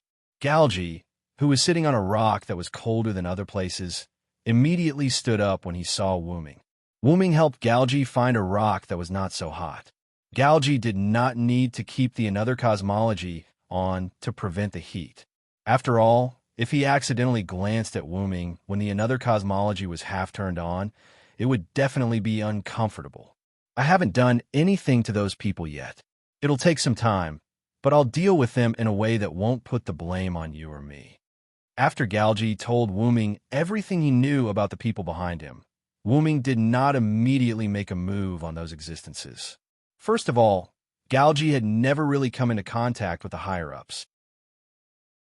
The people he came into contact with were people who were not at the highest level. At most, they were at a higher level than Galji. Even so, Wuming was very sure that some of the gods in the upper levels of the box court were behind this. However, because he did not know which gods were behind this, Wuming could only make a move on the people Galji knew. After finding these people, Wuming would slowly dig out the people behind these people. However, these people's whereabouts were always unpredictable. Wuming could not find them at the moment, but Wuming had a way. After returning to the root, Wuming could use the root's authority to find people in the box court. By then, they would not be able to escape. "Oh, what is it?" Galji was quite interested in the method Wuming had prepared. Not only could he deal with those people, but he could also do it without exposing his identity. However, Wuming had no reason to tell Galji that it would be the same even if Galji's attitude toward him became slightly more respectful. "You don't need to know that." Then, Wuming snapped his fingers. A golden chain extended from Wuming's sleeve and bound Galji. It was the Celestial Lock. The Celestial Lock was infinitely long. It could still be used after binding Galji. Although Galji did not recognize the chain's true identity, he knew it was a divine spark weapon. "Lord Villo." Galji did not resist, but he was a little puzzled by Wuming's actions. He was trapped in Wuming's game of gifts and could not break free. There was no need to use a divine spark weapon to tie him up. "I'm going to hand you over to White Yiksha, so I need to do this." As Wuming spoke, he reached out and pierced Galji's body. He did not want to kill Galji. When Wuming stabbed Galji, a ripple appeared in front of him. Wuming only reached his hand in. Wuming found what he wanted without much searching. Then, Wuming fished out a slightly curled piece of parchment appeared in Wuming's hand. It was the contract scroll that Wuming used to force Galji into a gift match. Game name of gift. Accumulated time contestants. Galji, Aurora. Ringtone. Glea, Grove contestant victory condition 1. Stay in the designated venue. Unlimited. Contestant victory condition 2. Defeat the organizer contestant defeat condition. Leave the designated venue contestant defeat punishment. Repeat the game organizer victory condition. Defeat the contestant organizer defeat condition. The contestant wins oath. Respect the above content based on the glory, flag, and organizers. Authority, host the gift game. Originate God seal. That's right, it was such an unsolvable contract document. Not to mention the victory condition, the failure condition was obviously problematic. This obviously did not allow Galji to leave here, even if he had a way to leave, because the failure penalty was to repeat the game. In other words, if Galji and the others used their own way to leave the designated venue, which was Wuming's inherent enchantment, then they would fail, and the failure penalty would make them return here again. The only way was to defeat the organizer. However, after Wuming locked them here, he did not care about them anymore. Wuming only met Galji twice, and Wuming did not even see the others, let alone defeat them. And this was not against the rules. After all, there was no rule that the organizer could not leave the designated venue. So this unsolvable gift game essentially became a gift game that restricted the movements of Galji and the others. And now, Wuming wanted to destroy this gift game. Kaka. Wuming condensed a power that Galji did not recognize in his hand, and the soft parchment made the sound of a hard object shattering. Wuming was using the source power to destroy the gift game. As long as the gift game was destroyed, Galgi and the others could be freed from the shackles of the gift game. As for why he did not pause it, after all, deleting and pausing were two different things. After Wuming handed Galgi over to White Yiksha, he did not want to care about them anymore. So Wuming chose to destroy this gift game directly. Crack! With Wuming's continuous force, the entire parchment shattered. Chapter 885. Snap! Wuming snapped his fingers, and two figures instantly appeared beside Galgi. It was Aurora and Belle. Your Highness! Although Ling was unconscious when he caught her, it had been a long time since then, and she had already woken up. You paused our game of grace. Aurora stood vaguely in front of Galgi and looked at Wuming with vigilance. Servillo didn't pause the game. He directly destroyed the forced game of grace. Galgi answered on behalf of Wuming. Although Aurora and Belle were shocked that Wuming could destroy the game of grace, they were more shocked by Galgi's attitude toward Wuming. Your Highness! Aurora and Belle were puzzled by Galgi's attitude. Why was he so respectful? Belle, Aurora, you must correct your attitude as a prisoner. Galgi looked at the two of them and gestured for them to not act rashly. I made a deal with your Highness. I will help him deal with the enemy, and he will willingly be handed over to White Yiksha to be imprisoned. Waving the heaven lock in his hand, Wuming explained to the two of them. Although Aurora and Belle were a little surprised, it was not impossible to accept after thinking about it carefully. After all, if it was a deal of this level, His Highness would still be able to accept it. However, Wuming and Galgi's deal wasn't like this. However, Wuming wouldn't let Galgi off, and Galgi was aware of this, so he didn't expose Wuming's words. Besides, Galgi didn't know if it was due to Wuming's influence, but he thought through a lot while meditating on the 7th floor. How could dragging out an ignoble existence compare to living honorably? Galgi indeed had to pay the price for his previous actions. If not, wouldn't those who died indirectly because of him be wronged? He was a hero who appeared in the post-apocalyptic world, so he had to do something worthy of the name Galgi. And most importantly, Wuming would help him deal with the enemy. Therefore, even though he was about to be imprisoned, Galgi felt that he had gained freedom from being dominated by others. Servillo is right. We're about to go to jail. I'm sorry for dragging you into this. Galgi looked at the two of them apologetically. What are you talking about, Your Highness? Since you want to go to jail, we will definitely accompany you. Grabbing the trapped Galgi, Ring shook her head. Aurora had the same idea. There was no need for apologies between them. The reason they had gathered together was because of Galgi. Since Galgi was going to jail, they would accompany him. Wuming was very clear about this, so he only bound Galgi. After all, as long as Galgi was still there, the others wouldn't leave him.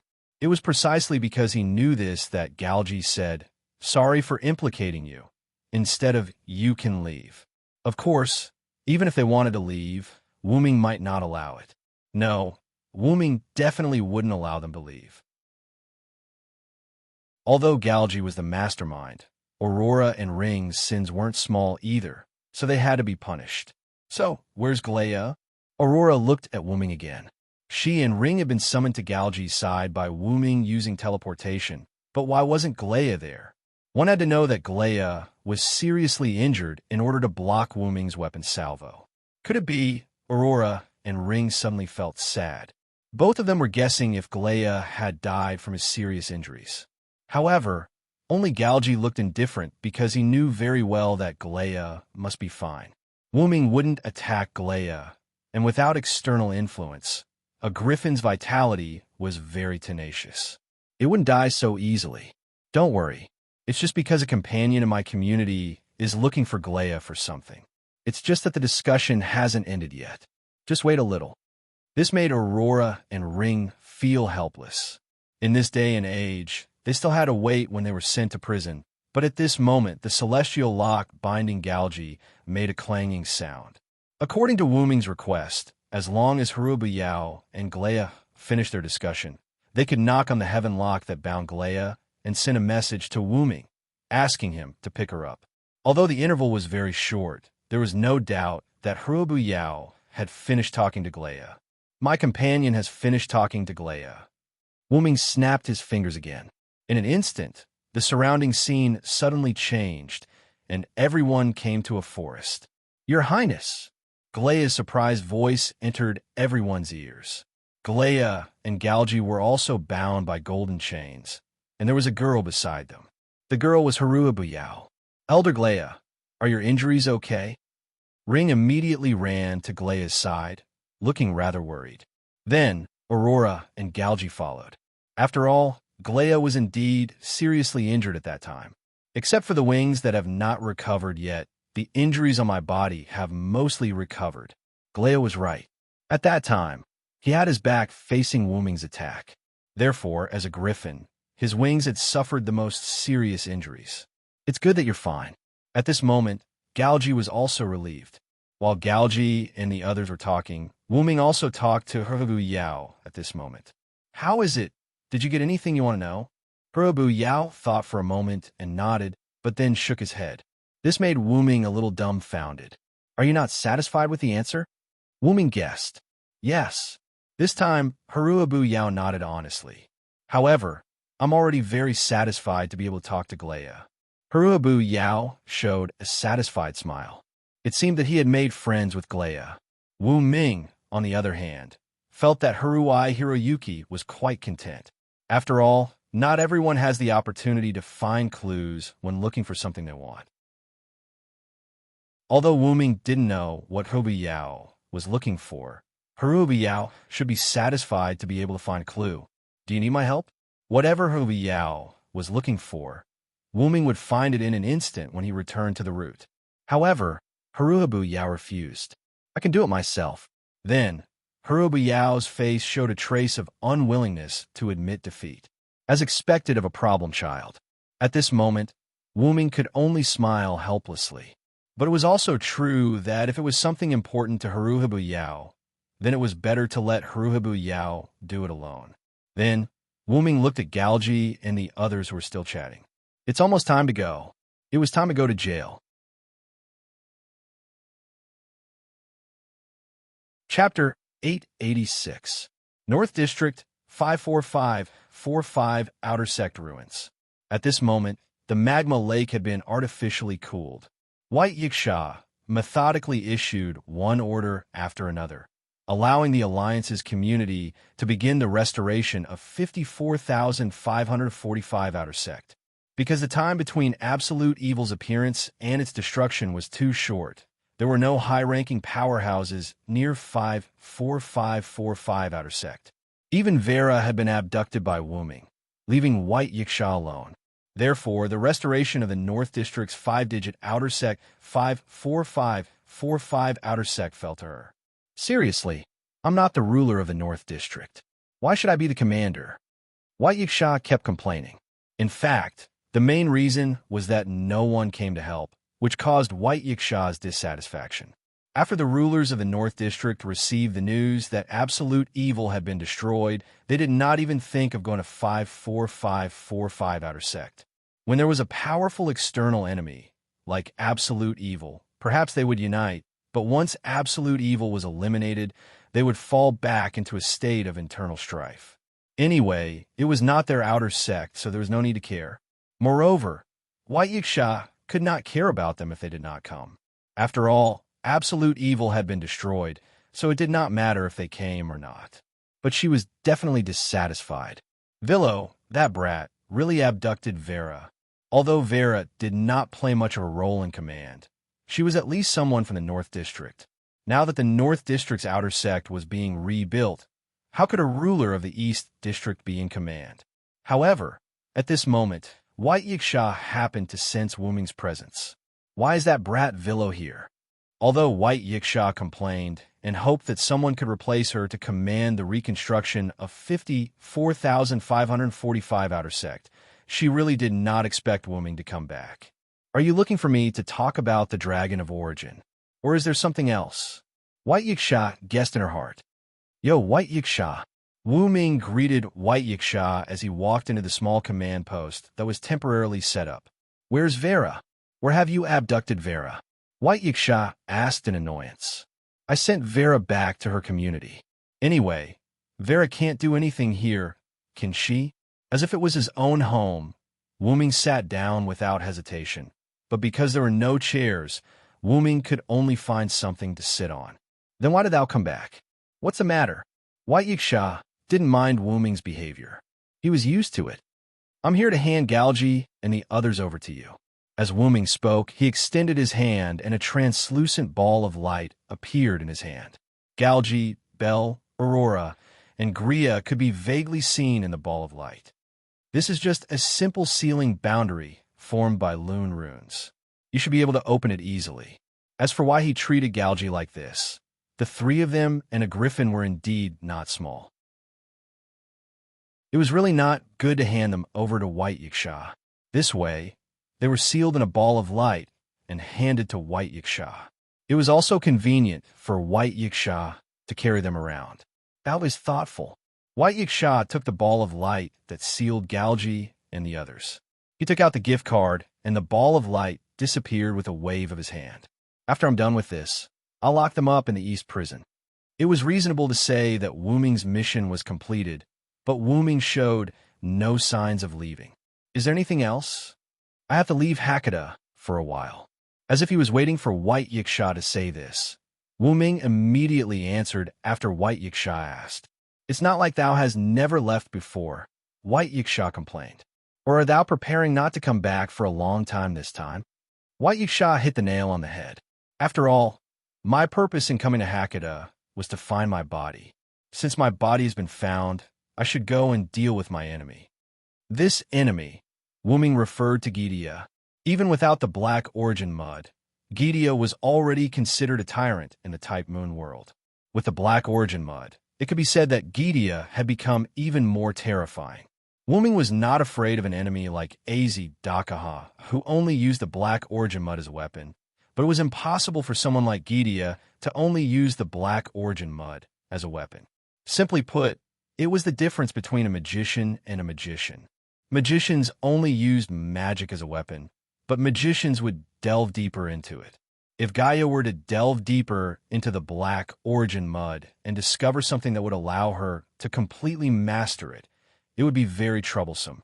Wuming had to take the initiative to attack Gidia before Gidia made a move. In that case, the reason thou came to find me is very clear. Without a doubt, Wuming wanted to ask White Yiksha about the Dragon of Origin before leaving. White Yiksha's expression became serious. With a light wave of her hand, the place where the two were changed, White Yiksha brought Wuming to a special space. In the distance was a large white snow mountain. Wuming and White Yiksha stood on a plain that resembled ice. A trace of light shuttled through the mountain range in the distance. In the distant horizon, one of the venues of White Yiksha's gift game. I don't know much about the Dragon of Origin. I can only provide you with some information. Putting away her usual playful expression, White Yiksha straightened her attitude and looked at Wuming. That's right. White Yiksha brought Wuming here to tell Wuming about the Dragon of Origin. That was a long time ago. It was so long ago that it was longer than my lifespan. As for why White Yiksha said that, it was because when I first gained sentience, I accidentally saw the Origin Dragon. As if recalling the past, White Yiksha's aura became slightly in line with her age. That was at the end of the day. I didn't know how I discovered the other party. At the same time, the thought of this is the Dragon of Origin automatically appeared in my mind. Although the other party noticed me, it only glanced at me lightly. There was no emotion in its eyes. After that, it immediately left as though it was just passing by. Turning her head to look at Wuming, White Yiksha continued speaking. I didn't feel that feeling from thee, but judging from the appearance, thy body is exactly the same as the Dragon of Origin's body that I saw. It's just that the size is different, and there's another very important point. White Yiksha flew into the air and looked at Wuming. The Dragon of Origin I saw was much stronger than thee. Even at that time, I felt that I wasn't its match. One had to know that the original White Yiksha was not White Yiksha, but the White Knight Monarch. It was a powerful existence whose spirit lattice had not been shrunk. The dragon of origin that White Yiksha mentioned made the White Knight monarch feel that he was not its match. Without a doubt, the other party must be in existence that exceeds a single digit. White Yiksha judged. By the way, White Yiksha, are there no single-digit existences in Hakata? Chapter 887. Wuming had been in Hakata for a while and had seen existences with 3 to 7 digits. Although White Yiksha had fallen from 2 digits to 4 digits because he had converted to Buddhism, Wuming had a rough understanding of the strength of 2 digits after fighting with Az Dakaha. After all, Az Dakaha, who had the black soil root, could no longer be in 3 digits. He had almost displayed the strength of 2 digits, but Az Dakaha's essence was still in 3 digits. However, Wuming had never heard of or seen the existence of a single digit. In the ancient books in No Name's underground library, Wuming had not found any content related to a single digit. Therefore, Wuming could not help but be curious about a single digit. Actually, from 3 digits onward, you can't divide them according to strength. You have to look at your own spirit lattice. Logically speaking, below 3 digits, you had to look at your spirit lattice to divide them. However, spirit lattice below 3 digits did not have an overwhelming effect on strength. Therefore, from 3 digits onward, you had to divide them according to strength. If your spirit lattice reached 2 digits, your strength would naturally be in 2 digits. Of course, there were those without spirit lattice. At that time, you could only look at your own strength. For example, 16 Knight's essence was human. In addition, there were no traces of spirit lattice on 16 Knight's body. Logically speaking, 16 Knights should be in the 7 digits. However, 16 Knights had an inhumanly strong physique. This allowed 16 Knight's strength to be in the 4 digits. Therefore, 16 Knight's strength was in the 4 digits. However, for an ordinary human to have the strength of 4 digits, 16 Knight's body probably had some hidden power that he had not figured out. In any case, that was what Wuming believed. After that, let's take a look at Az Dakaha. If a million gods surrounded Az Dakaha, and Az Dakaha activated Avesta to copy the strength of the million gods into himself, Az Dakaha's strength would instantly reach 2 digits. However, under normal circumstances, Az Dakaha's spirit lattice would still be in the 3 digits. Therefore, Az Dakaha's strength in Hakata was a 3-digit demon king who would not cower in the face of a 2-digit enemy. In short, not having a spirit lattice did not mean that one was weak. However, the stronger the spirit lattice, the stronger one was. As for the single digit you mentioned, there is none. With this foreshadowing, White Yiksha's answer to Wuming was much easier. None. Wuming was stunned. I can't say that there aren't any. 1-digit numbers do exist, but they're no longer creatures with self-awareness. They're things like laws. Since 1-digit numbers were something similar to laws, in that case, Hakata's strongest combat power is only in the 2 digits, right? Wuming deduced. You're not stupid. However, Hakata's 2-digit numbers are very rare. There are only 17 in total. As for the 2-digit level, do you know Shakyamuni?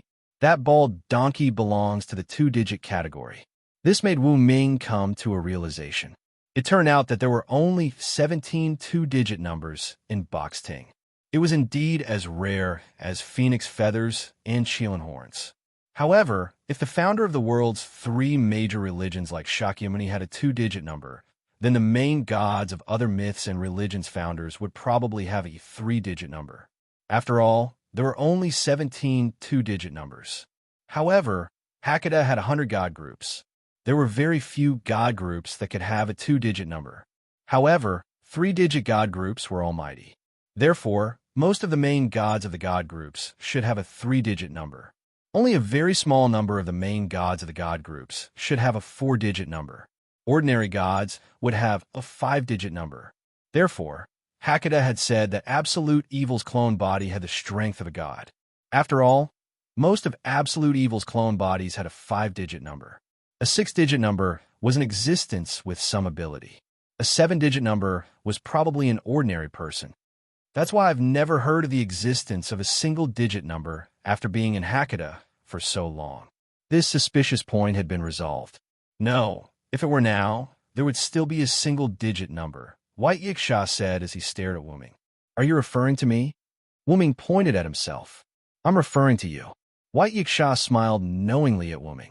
Didn't you reveal your true body when you destroyed AZ Dakaha?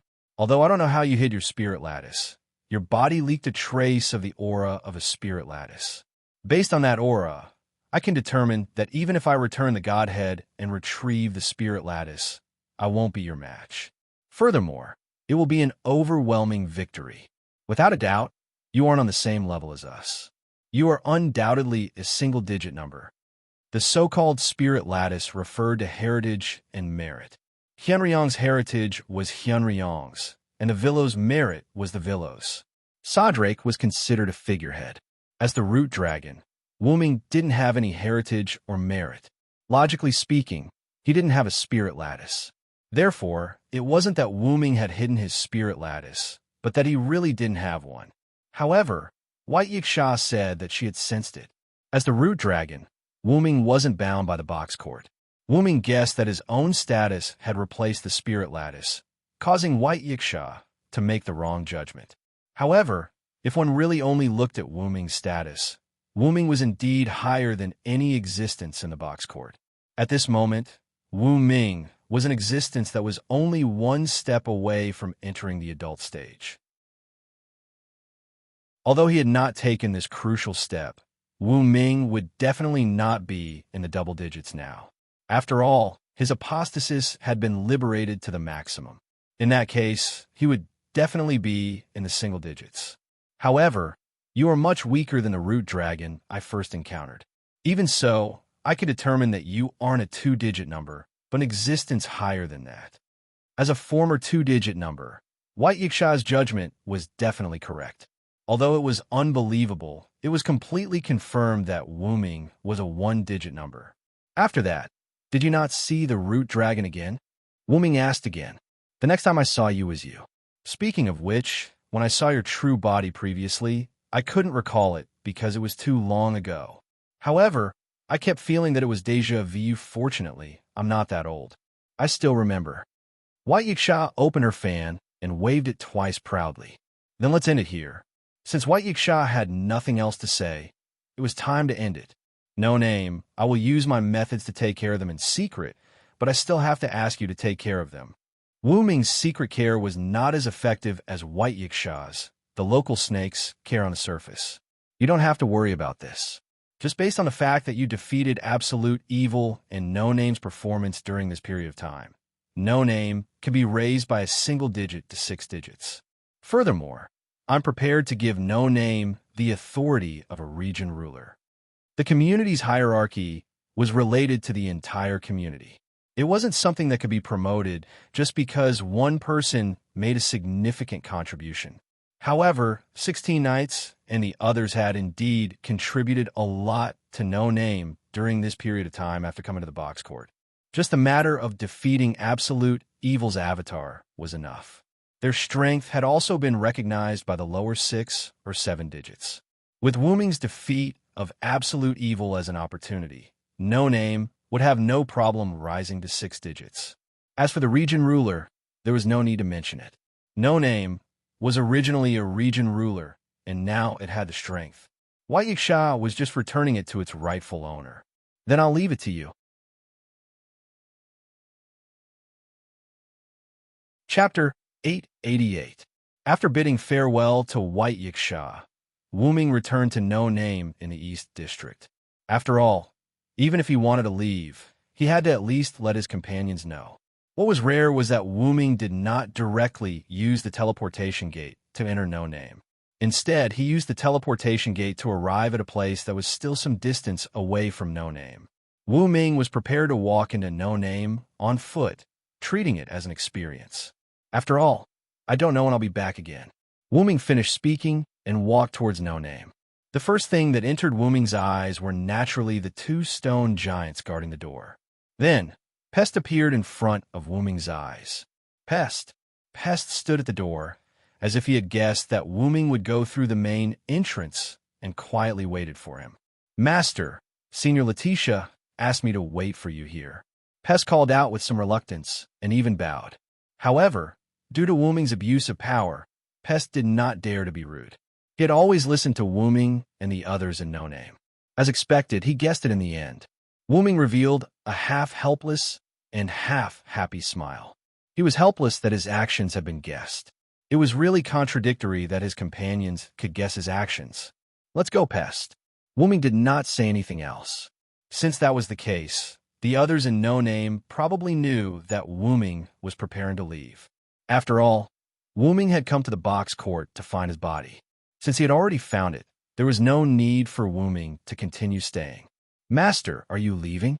Although Wooming knew that Pest definitely knew about this, Pest's bluntness still surprised Wooming. "That's right. Speaking of which, who guessed that I was leaving first?" Wooming also asked without mincing his words. 16 Knights in reverse. Pest had no intention of hiding anything and went straight to the point. It had to be said that the two of them were indeed a master-servant duo. They were really straightforward. Upon hearing Pest's reply, Wooming thought to himself, as expected. In the current No Name, other than Wooming, only 16 Knights had such a brain. However, Wooming knew that he was going to leave soon, so he didn't care about this. "Forget it. I'll do as you wish today." After that, Pest didn't say anything. He just obediently led the way for Wooming. "Speaking of which, did they hold a banquet? It doesn't look like he's in the house, and he even asked you to lead the way." It was obvious that Pest wasn't leading Wooming in the direction of the house. Instead, the two of them were circling around No Name's house. It looked like they were heading towards the back of the house. "Yes, Senior Letitia and the others have prepared a banquet for Master. Firstly, it's to celebrate Master defeating absolute evil. Secondly, it's to bid Master farewell." Wooming nodded silently. If that was the case, the entire No Name would be present. It was no wonder that it wasn't in the house. After all, even if No Name didn't have many members, there were still more than 100 of them. Most importantly, most of them were children. Compared to holding a banquet in the house, it was more comfortable to hold it in the open air. It could be said that they were considerate of the children. Wooming turned his gaze and saw Pest's frail, childlike figure. Although Pest was the Demon King, he was only pushed to the front by the 80 million wraiths who died from the Black Death as their representative and sat on the Demon King's throne. To be honest, Pest was just a child. "Pest, have you mastered 4-digit strength recently?" Wooming's tone was like an elder caring for a junior. Hearing Wooming's words, Pest froze for a moment and his footsteps slowed. But shortly after, Pest regained his composure and continued walking forward. "Are you wondering why I care about you?" Wooming, who saw through Pest's thoughts, asked again. "Yes." Pest, who was walking in front of Wooming, nodded and replied softly. "Thinking about it, it's not strange at all. You're my servant, so of course I care about you." Little did he know that Wooming's words could easily cause misunderstandings. Although Pest wouldn't misunderstand, these words were still jarring to Pest's ears. Pest stopped in his tracks and spoke with a heavy tone. "But I'm only a slave of the master of No Name." Pest didn't care about Wooming's identity and began to throw caution to the wind. After all, she was the Demon King who was defeated by Wooming. She was a defeated Demon King who belonged to No Name.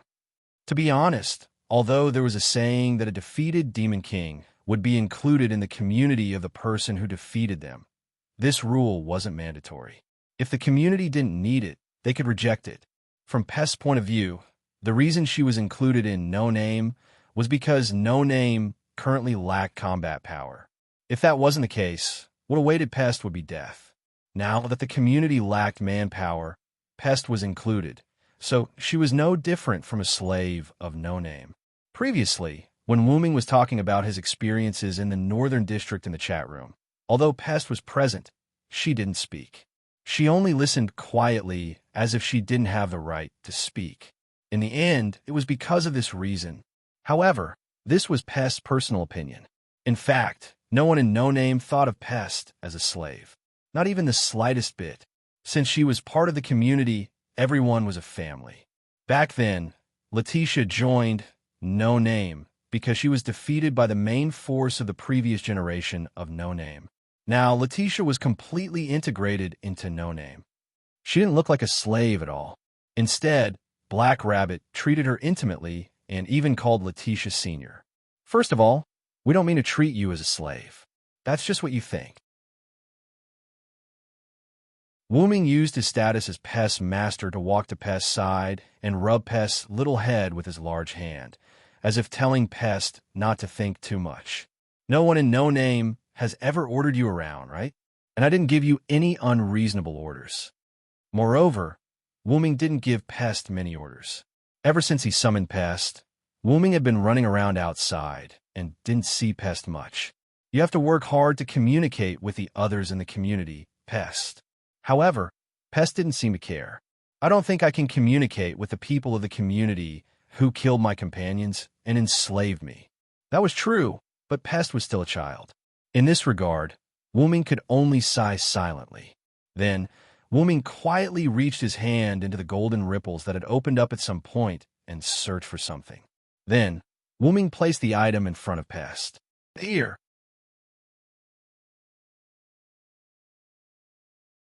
Chapter 889. What appeared in front of Pester was a bunch of cotton candy. Pester was stunned when she saw the cotton candy. This reminded her of the first time she met Wooming. At that time, Wooming had also bought cotton candy for her. She had to admit that the cotton candy was quite sweet. Let's not talk about how you are with the others for now. We have to get closer to each other. This cotton candy was bought by Wooming the last time. It was kept fresh by magic, so it had been left in Wooming's space. However, Pester didn't take it and turned her head to the side. Also, about your companions, if you use the method I used to summon you, they will definitely respond. However, when Wooming finished speaking, Pester was clearly stunned. You need a holy relic, right? I don't have their holy relic, Pester said in a fit of pique. Lating's case wasn't too bad. The flute she used was left behind, but it had been confiscated by White Yiksha. It was difficult to find it back. As for Wei Shi, he really didn't leave anything behind after disappearing. You should have seen how powerful your master is, right? Even without the holy relic, I can still find them. This is the agreement between you and your master. Trust me. To put it simply, Wooming was prepared to use the Great Origin to continue cheating. As someone who had seen Wooming's main body the moment they formed the contract, Pester naturally understood that Wooming was special. Since it was a promise made by such a person, it definitely wouldn't be a lie. However, Pester still seemed to be a little hesitant. She moved her small hand and wanted to grab the cotton candy in front of her, but she couldn't make up her mind. Take it. Wooming grabbed Pester's hand and placed the cotton candy stick in her hand. If you need anything in the future, just tell your master. I'm your master. Although Pest was summoned as an Avenger, it didn't mean that he had revenge in his heart. It was just that the Avenger job was most suitable for him. After Wooming finished speaking, he didn't care about Pest's reaction. He held Pest's hand, which was still holding the cotton candy, and headed towards their destination. At this moment, Pest felt his heart warming up a little. Pester raised his head slightly and looked at Wooming. He started to think that his master wasn't that bad after all. One more thing. You have to build a good relationship with the other members of the community. Don't keep a straight face all the time, got it? Wooming was like a long-winded father, constantly reminding Pest. But Pest couldn't refute that. I got it. The favorability points that he had just added dropped instantly. Before this, Pest was ready to go all out. Even if Pester angered Wooming with her words and Wooming wanted to kill her, it didn't matter. But now, her words were restricted. In addition, Wooming was Pest's master. In short, Pest couldn't raise his head in front of Wooming now. However, when Wooming saw Pest's helpless expression, Wooming also felt helpless. Forget it. Let's take it slow. After all, Rome wasn't built in a day. He didn't want to force Pest. As long as there was change, it didn't matter if it took a long time. However, just as Wooming and Pest were chatting, the two had already arrived at their destination. As everyone knew, as the largest community in the Lower East District, No Name's land was very vast. Behind No Name's castle-shaped building, there was a large open space. No one knew what it was for, but it was very spacious. At this moment, dozens of tables were placed on the originally spacious ground. The tables were covered with a not-so-fancy tablecloth. Plates of different shapes and sizes were placed on the tablecloth, and on the plates were various delicacies from the box court world. Did you rob someone? Wooming couldn't help but shout when he saw this scene. After all, there were so many sumptuous delicacies. Whether it was the appearance, color, or even the aroma that Wooming smelled, it all represented the value of these delicacies. How could it be a robbery, Mr. Villo? Everyone bought these from a high-class restaurant together. Black Rabbit's very recognizable voice came from behind Wooming. Wooming turned his head. More than 100 people stood not far behind Wooming. Without a doubt, after seeing Wooming arrive, they secretly came out from the nearby building. Although Wooming used his psychic ability to detect them, he had to pretend that he didn't know. Among the community members, most of the children were lined up like bushes. Compared to these children, Black Rabbit, 16 Knights, and the others clearly had the advantage of height. Even Letitia, in her lowly form, was half a head taller than these children. Perhaps only Ren and Pest were as tall as these children of the community. Oh, Pest is actually holding hands with the Villo. Yu and Asuka looked at Pest, who was holding hands with Wooming, as if he didn't care about the situation. There's a situation. Haruai Hiroyuki, who was holding the three-furred cat, said simply. But the gossipy look in his eyes proved that this guy and Jiyu and Asuka were both problematic children. Hearing this, Pest also reacted. He immediately shook off Wooming's hand and shrunk to the side. I think the two of you have nothing better to do. Wooming looked at Jiyu and Asuka and Haruai Hiroyuki as if he had already given up. The heavens took pity on him. He really didn't have any messy thoughts about Pest, but being ridiculed by others really made Wooming a little unhappy. Wooming stopped looking at Jiyu and Asuka and Haruai Hiroyuki and looked at Rin and Black Rabbit. Since I'm already here, don't let the children stand there like idiots. Hurry up and eat. After all, they were supposed to celebrate and send off Wooming, so they had to let Wooming speak first. Otherwise, they would have already started eating. They didn't need to wait for Wooming. Wooming's sharp eyes noticed that many children were salivating. They hadn't eaten such good food in the past 3 years. It was the same even 3 years ago. After all, 3 years ago, most of their teeth weren't fully grown yet. Naturally, they couldn't eat such delicious food. More importantly, 3 years ago, some of the children didn't even know how to walk yet. In short, they were basking in Wooming's glory today. All right, everyone, since Mr. Villo is here, let's start the banquet. Oh. The cheers of the children seemed to break through the sky. This made Wooming feel a little deafened. Sure enough, the children were hot-blooded and their voices were loud. Under Black Rabbit's encouragement and lead, the children, including Run, happily ran to the front of the tables and began the long-awaited journey of delicious food.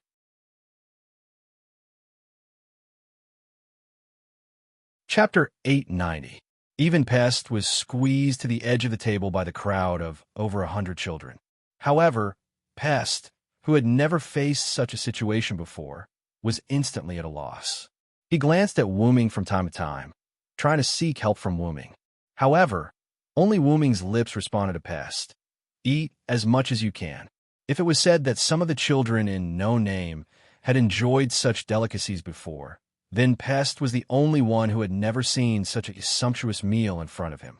After all, Pest couldn't even fill his stomach when he came to the box court. After coming to the box court, Pest, who was bent on revenge, had never enjoyed such delicacies before. The considerate Wooming naturally wouldn't stop Pest from enjoying the delicacies.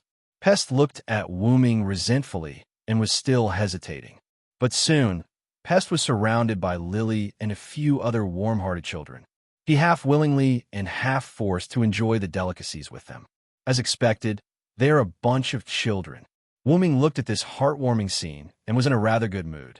Although it's a banquet held with the excuse of celebrating you, that's just a passing remark. It's actually just to let the children of the community enjoy a rare celebration.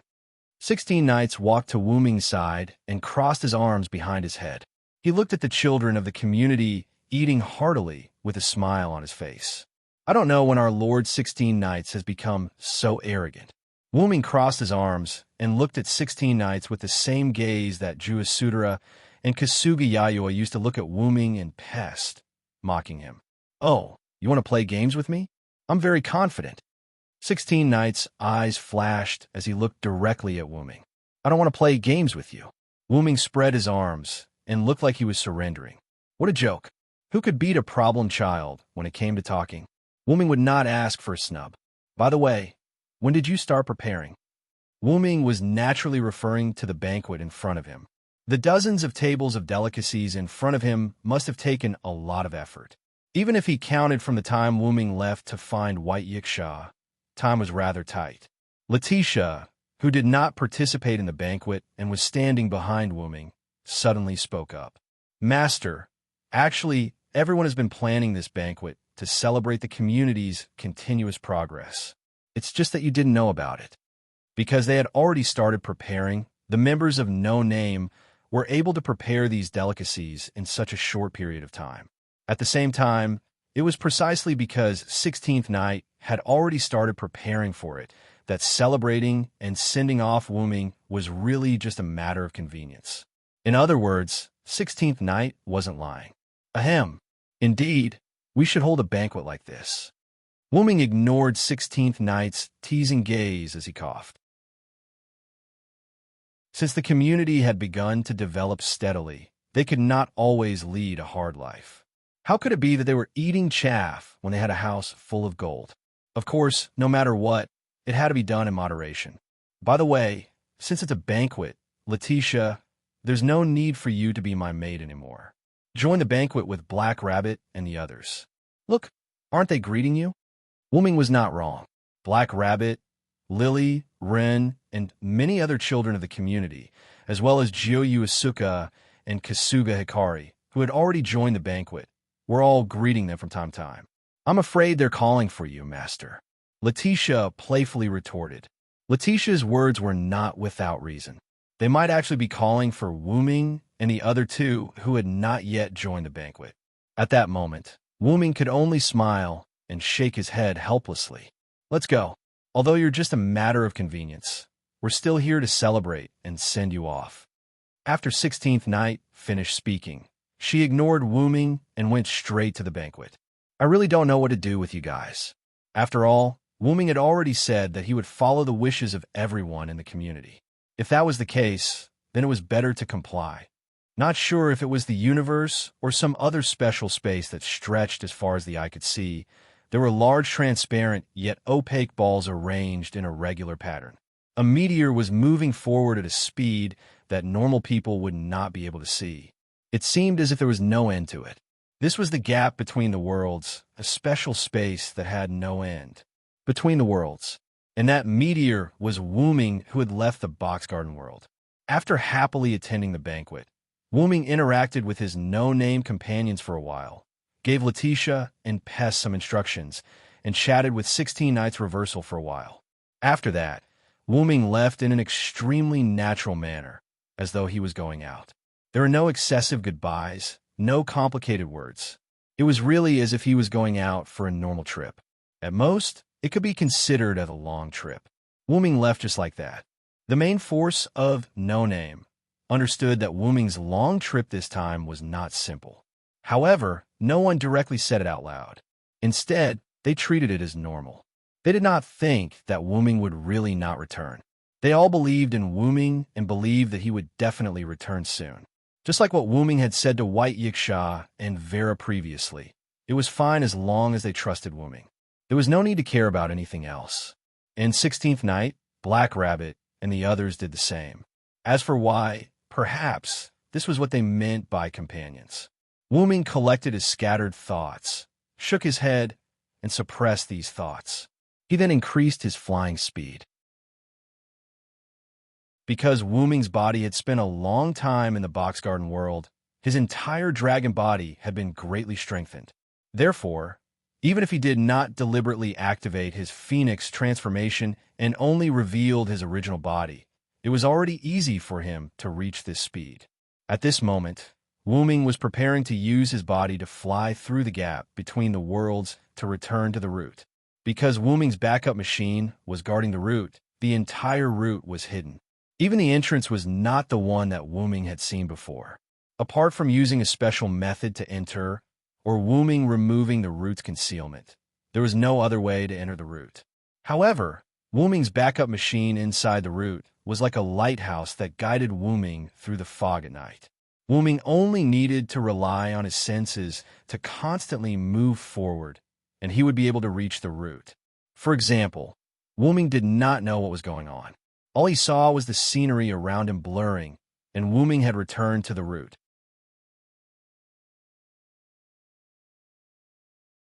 Chapter 891. It felt as though he had fallen into an environment, but Wu Ming knew that it was just a special way for Wu Ming to enter the root through his backup machine. The root was still the same universe, and there were not many changes.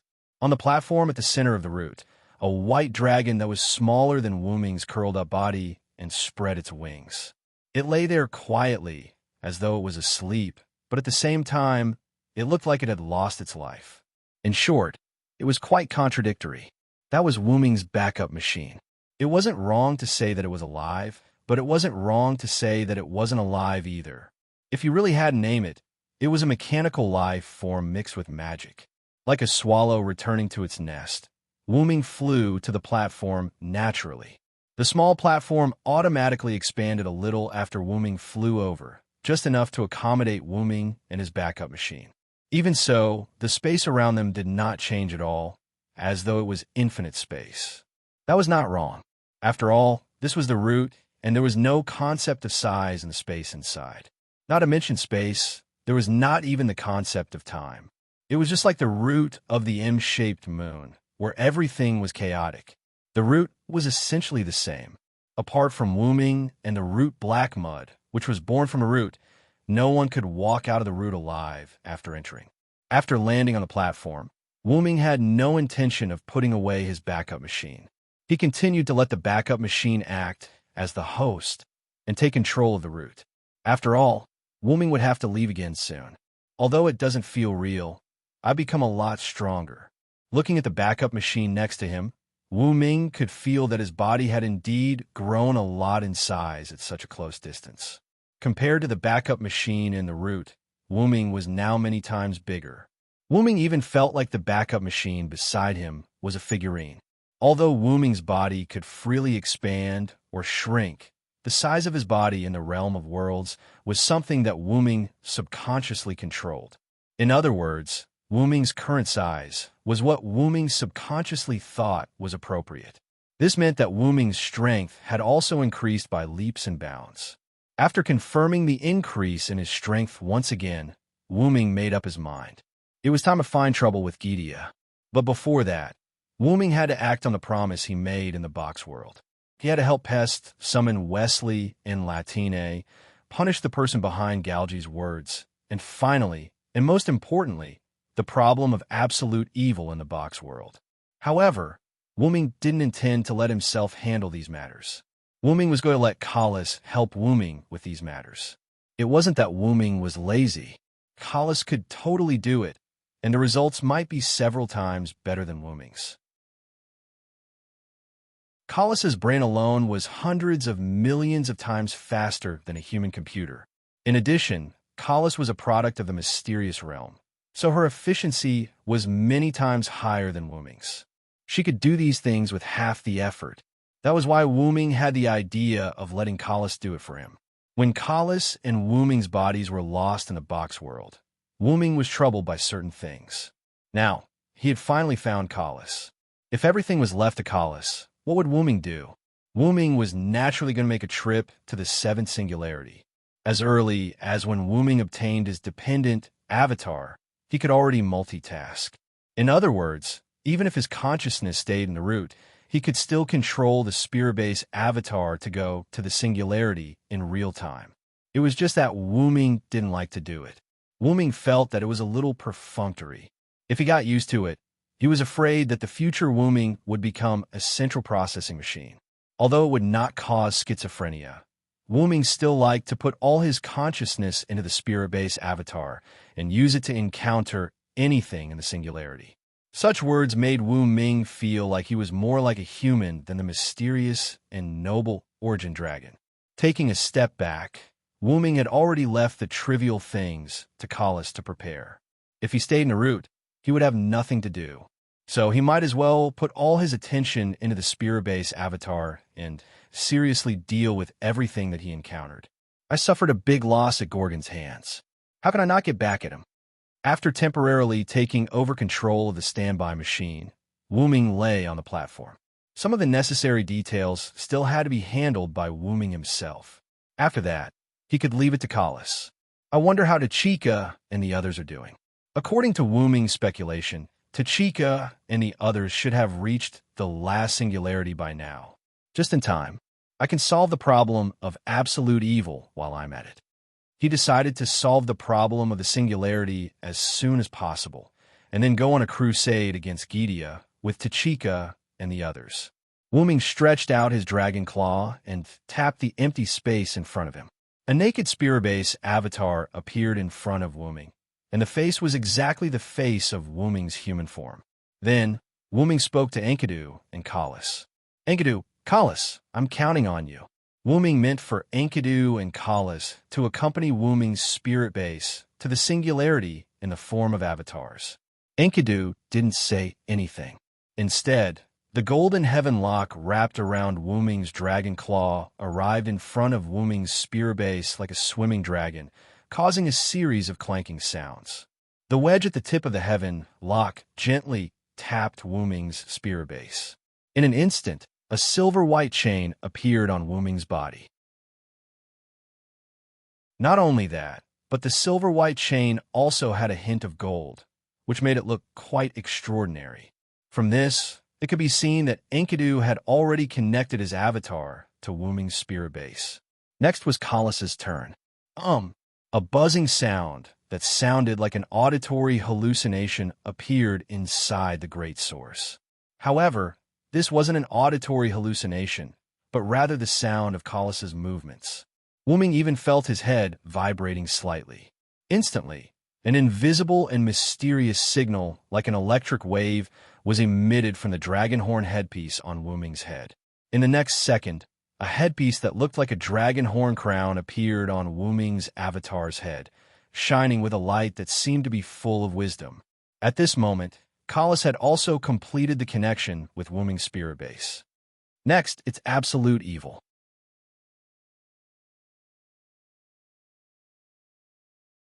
Chapter 892. With that, Wu Ming waved his hand, and Az Dakaha's three-headed dragon body appeared in the center of Wu Ming's dragon claw. Wu Ming tapped Az Dakaha's body lightly, and for some unknown reason, Az Dakaha's body instantly disintegrated into mysterious particles, and all of them were absorbed into the newly created spirit base by Wu Ming. In that case, Kalas, you must complete the absolute evil problem first.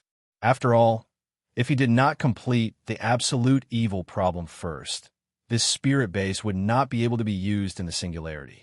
Yes, master. The dragon horn on Wu Ming's head responded. Then, Wu Ming gave Kalas the authority. After everything was ready, Wu Ming tapped his spirit base lightly. Go! A summoning magic circle appeared under the spirit base's feet, and in an instant, Wu Ming's spirit base disappeared. Kalas, Enkidu, I'll leave it to you. Wu Ming finished and fell into a deep sleep. The moment Wu Ming fell into a deep sleep, the golden chains wrapped around Wu Ming's dragon claw rattled, and as if they were endless, they danced around the entire route, as if they were protecting Wu Ming, who was at the center of the platform. At the same time, the dragon horn on Wu Ming's head also glowed, as if it was using Wu Ming's authority to do something. Soon after, the entire route fell into darkness once more. Only the golden chains that covered the route and Wu Ming's dragon horn headdress shone, both of them fulfilling their duty to the fullest. In the northern fir forest, in an inconspicuous bush, a magic array suddenly appeared and glowed brightly. The light of the magic circle disappeared, and the magic circle lost its form, but a figure appeared in the bush. How did I end up here? Wu Ming walked out of the bush, took off the grass and other things on his body, and used magic to transform into a set of Uruk clothes. Wuming began to complain. By the way, this should be Gorgon's territory, right? How'd I end up here? When Wuming inserted the spirit base into the Mesopotamia singularity, he clearly aimed in the direction of Uruk, and Wuming thought that no matter what, he could at least get closer to the Uruk. But instead of getting close to the Uruk, he ended up near the enemy's base. Although Gorgon said that she would not come out of her temple before she recovered, if Wuming, who once heavily injured her, appeared in front of Gorgon's gate again, she might not be able to resist the urge to come out and beat him. In any case, I should leave this place first. As for the idea of taking advantage of this opportunity to kill Gorgon, Wuming had considered it before, but the real enemy was probably not Gorgon. Wuming thought of the dream he had the night when he left the Quetzalcoatl's territory. At that time, Wuming only sensed that there was a stronger enemy behind all this, and according to his discussion with Gilgamesh and Merlin, that existence was probably the real Tiamat. He did not know what effect eliminating Gorgon would have on Tiamat. If it could weaken Tiamat, it would be best, but if Gorgon's death caused Tiamat to appear in person, it would be really bad. Kalas hadn't dealt with the absolute evil issue yet, and Wuming's current spiritual base was temporarily no match for Tiamat, so he had to wait for a while. Then, according to his own judgment, Wuming began to move in the direction of Uruk. In order to avoid encountering magical beasts that might exist in the fir forest, Wuming did not choose to directly pass through the fir forest. Instead, he chose to detour to the highlands in the southwest, preparing to return to the Uruk from there. Even if it was a magical beast, it was impossible to run to such a desolate place. That was why Wu Ming chose this place. Standing on a bare mountainous platform, Wu Ming couldn't help but complain. If the magical beasts can detour from the mountainous area, perhaps the Uruk will be doomed. But that was impossible. Gorgon alone couldn't produce a large number of magical beasts with the ability to fly or travel in the highlands. Besides, if it could, perhaps Gorgon would have done so long ago, and there would be no need for it to fight to the death with the humans on the magical beast front.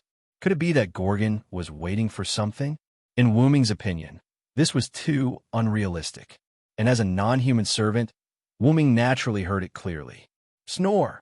As the growl got closer, Wu Ming scanned his surroundings. Wu Ming was standing on a small platform, but even if it was a platform, it was still a highland.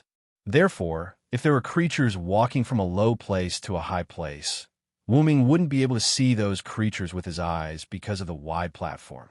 And if those creatures spread to surround them, not to mention ordinary people, even the slightly weaker servants could only wait for death. That's right, Wu Ming was surrounded. Wu Ming's mental power clearly transmitted the images of the creatures that were constantly spreading to Wu Ming's mind.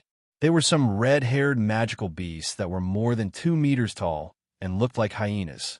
Yilidim, eh? Silent's eyes shone with a bright light. The last time he came to this singularity, Wu Ming saw a magical beast called Yilidim produced by Gorgon, but they seemed to be a lot bigger than the last time I saw them.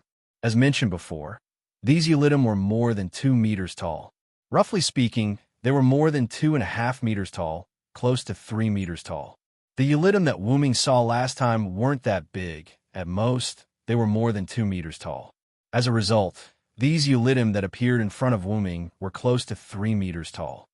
I'm afraid that Gorgon is really focused on healing his injuries. Otherwise, how could there be so many Yilidim? At present, only Gorgon didn't go out to heal his injuries and focused on producing enhanced magical beasts could explain why these Yilidim were so big. Are they treating me as prey? Wu Ming couldn't help but scratch his head. They should be able to realize that Wu Ming wasn't a human, or they couldn't see the difference in strength between the two sides. It was fine if they couldn't feel the difference in strength, but Wu Ming was emitting a very dangerous aura at the moment. Magical beasts were also beasts, and their perception of danger wasn't as slow as humans. But even if they felt Wu Ming's powerful aura, the Yilidim were still quite bold and bravely surrounded Wu Ming. It seems that there is a leader behind the command. It was precisely because of the existence of a leader that these Ulidim didn't retreat because of Wuming's aura. After all, hyenas relied on numbers to compete with leopards and lions for food.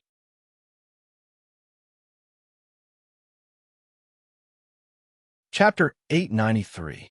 Unfortunately, at this moment, Wuming was neither an ordinary person nor a weak servant. He was a divine servant with an extremely powerful spirit base index. It could only be said that the leader of Ulidim had found the wrong prey. Wuming would treat them as prey instead. While Wuming was thinking, all the Ulidim climbed up the platform and completely surrounded Wuming. However, these Ulidim did not launch an attack. They just surrounded Wuming as if waiting for something. Then the earth began to tremble. Boom, boom, boom. A behemoth walked up from the mountainous platform. It was a red-haired, golden-haired kobold with a rag around its waist. Because it walked upright, it was much taller than the other Ulidim, and its body was full of muscles. Compared to Wuming, it was like a small giant. Its head was the same as the head of the Ulidim, but this kobold's eyes were blood red. There were no whites or eyeballs. They were completely blood red, just like a berserker who had gone berserk from all the killing. The key point was that this kobold exuded a much stronger aura than the other Ulidim. It seemed that this kobold was the leader of these Ulidim. Roar! The kobold roared at Wuming as if it was saying something, but ordinary people could not understand the language of the demonic beasts. However, Wuming unexpectedly understood. The kobold's general idea was more or less like this. I am Ulidim, one of the 11 sons of Tiamat. I am also a son of the Mother Goddess. Why do you betray the Mother Goddess, Lachum? This made Wuming confused. How did he become Lachum? Although Wuming did not know why the kobold called him Lachum, he understood one thing. The kobold walking upright in front of him was different from other mass-produced demonic beasts. It was probably the real Ulidim of the 11 sons of Tiamat. The original Ulidim alone was far more intimidating than the mass-produced Ulidim. If this Ulidim was converted into a servant, it was probably a god-level servant and a very strong one. There were also levels in the god level. Take Absolute Evil's avatar, for example. Absolute Evil's two-headed dragon avatar was mostly a 5-digit number, which was a god-level disaster. But first of all, anything above 5 digits was a god level. And if the Ulidim in front of Wuming was a god-level servant, it was at least a top-level god-level servant. Legend has it that the god Kinga led the 11 sons of Tiamat to fight against the Sumer gods. Although the result was a defeat, the fact that the 11 sons of Tiamat could fight against the Sumer gods was enough to show the strength of the 11 sons of Tiamat. If such an existence interfered with the demonic beasts in the North Wall, even if there were many servants on the front line, it would be quite difficult to resist. Not to mention that this guy seemed to be quite smart. As for why, just based on Wuming's encounter with Ulidim in this mountainous region. Wuming wanted to bypass the demonic beasts in the North Wall through the southwest mountains and return to Uruk. And these Ulidim happened to ambush Wuming. Obviously, these Ulidim came here in advance. In that case, could Wuming think that these Ulidim were also preparing to bypass the demonic beasts and attack the Uruk? If it was really an irrational demonic beast, it wouldn't choose to go through the mountains. Only in the presence of this Ulidim leader would these Ulidim follow the leader into the mountains. Perhaps it accidentally found Wuming coming out of the fir forest, so the kobold Ulidim chose to ambush him. I don't care what Lachum you are. You just want to hunt me. After Wuming finished speaking, the kobold Ulidim showed a human-like smile, as if admitting that Wuming was right. What a coincidence. I also want to hunt you, honorable of the 11 sons. Wuming said. The distorted, golden, 7-headed snake staff emerged from the ripples beside him and fell into Wuming's palm. Wuming's spirit base was Rider, but that didn't stop Wuming from acting as a caster. Roar! The original Ulidim roared. Along with Ulidim's roar, the other mass-produced Ulidim rushed toward Wuming. At that moment, it was as if a sea of red and yellow was about to devour Wuming. Wuming didn't panic. He tapped the 7-headed snake staff on the ground gently, and letter-like special runes covered the ground, which were trampled by the charging Ulidim. Crack! With a crack, the Ulidim closest to Wuming was instantly frozen. Although the ice was very thick, the frozen Ulidim could be seen clearly. For example, the frozen Ulidim closest to Wuming still had a ferocious expression on its face. It was simply lifelike. Whether it was the rippling hair due to running and jumping in the ice, or the unknown shredded flesh between its teeth, Wuming saw it all. Feeling the chill of the ice, some of the unfrozen Ulidim in the rear felt a little afraid and took 2 steps back. But because of the original Ulidim, they didn't dare to run away directly. Even if the minions are strengthened, they are still minions. Silent Wonder tapped the ground with his 7-headed snake staff once more, shattering the ice that sealed Ulidim. Ulidim and the rest of the ice turned into fine powder and scattered on the ground. The ground was covered in a layer of white, without a single trace of blood to be seen. This made the mass-produced Ulidim even more terrified. Some of them even turned around and ran away in fear. But in the next second, these mass-produced Ulidim were smashed into pieces by several other Ulidim that flew out of nowhere. Disgusting purplish-black blood splattered all over the ground, and indistinguishable broken limbs and flesh splattered everywhere. The remaining nerves made some of the flesh move twice, but it soon returned to normal. How cruel! Wuming narrowed his eyes and looked at the kobold Ulidim who had retracted its hand. He clearly saw that the kobold had casually grabbed a few Ulidim around it and threw them at the fleeing Ulidim. It seemed that the kobold didn't treat these mass-produced Ulidim as its own kind, but as tools instead. Roar! The kobold Ulidim roared a few more times, as if reprimanding these Ulidim for being useless. When the remaining Ulidim heard their leader's words, they slowly retreated from the platform. In an instant, only Wuming and the kobold were left on the platform.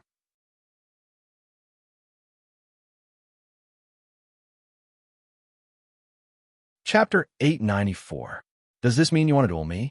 Wuming saw through Ulidim's intentions. It wasn't hard to understand. After all, even if the mass-produced Ulidim rushed forward, it would be useless. As expected of the 11 sons of Tiamat. This guy isn't simple. He has some brains. Wuming thought to himself. Moreover, since he still chose to duel Wuming after seeing Wuming's methods, it meant that he was confident in his own strength. Moreover, he didn't show any mercy when dealing with the mass-produced Ulidim that were scared out of their wits. He didn't even treat the mass-produced Ulidim as his own kind and directly capture them as weapons to kill the few mass-produced Ulidim that tried to escape. In addition, this prototype Ulidim brought the mass-produced Ulidim to the southwest mountains. It was very likely that he wanted to bypass the front line of the demonic beasts and go to the Uruk.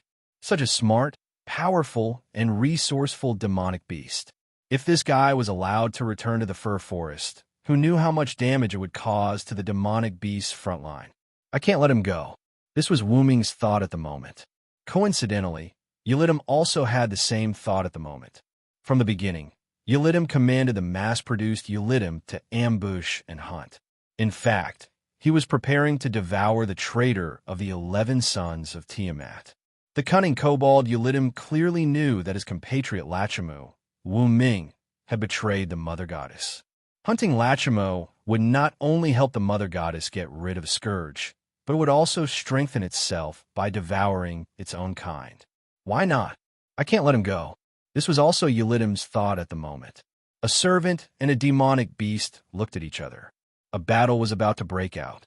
Roar! Ulidim roared. He didn't use any weapons and rushed at Wuming barehanded. It seemed that he was very confident in his physical strength. Wuming, on the other hand, used the Yggdrasil spell on the staff of Anzirgong to test Ulidim. Fire, ice, holy light, darkness, lightning, and even poison. All sorts of magical attacks were unleashed by the staff of Anzirgong, but none of them had any effect on Ulidim. However, no matter what, these spells should have been able to hinder Ulidim for a moment or two. In the end, Ulidim didn't seem to be hindered at all. In the blink of an eye, it had reached Wuming's side and used its sharp claws to viciously swipe at Wuming. Although Tiamat and the 11 beasts were all defeated and killed by Sumer, this didn't mean that the 11 beasts were weak. On the contrary, they were very strong. The 11 sons that Tiamat gave birth to did not possess the authority of God because they were demonic beasts. They were only born as demonic beasts that far surpassed the Sumer gods in terms of physical strength. They perfectly matched the strength of the demonic beasts born by the gods of creation. The magic of the staff of Anzirgong had no effect on Ulidim, one of the 11 demonic beasts that could fight against the gods. Wuming, who had guessed this result, used the substitute magic of the staff of Anzirgong to block Ulidim's claw attack. Then, Wuming put the staff of Anzirgong aside and let it float beside him. Then, he unhurriedly took out an ancient book from the golden ripples and opened it. It was the nameless spellbook that Wuming hadn't used for a long time. The nameless spellbook recorded all the magic related to YGGDRASILL. Logically speaking, it should not have any offensive capabilities. The only reason the Shuo Yu Mansion's temple could use the power of the nameless spellbook to release magic was because the Shuo Yu Mansion was a silent temple. Therefore, he had a deep understanding of the useless Wu Ming of the nameless spellbook.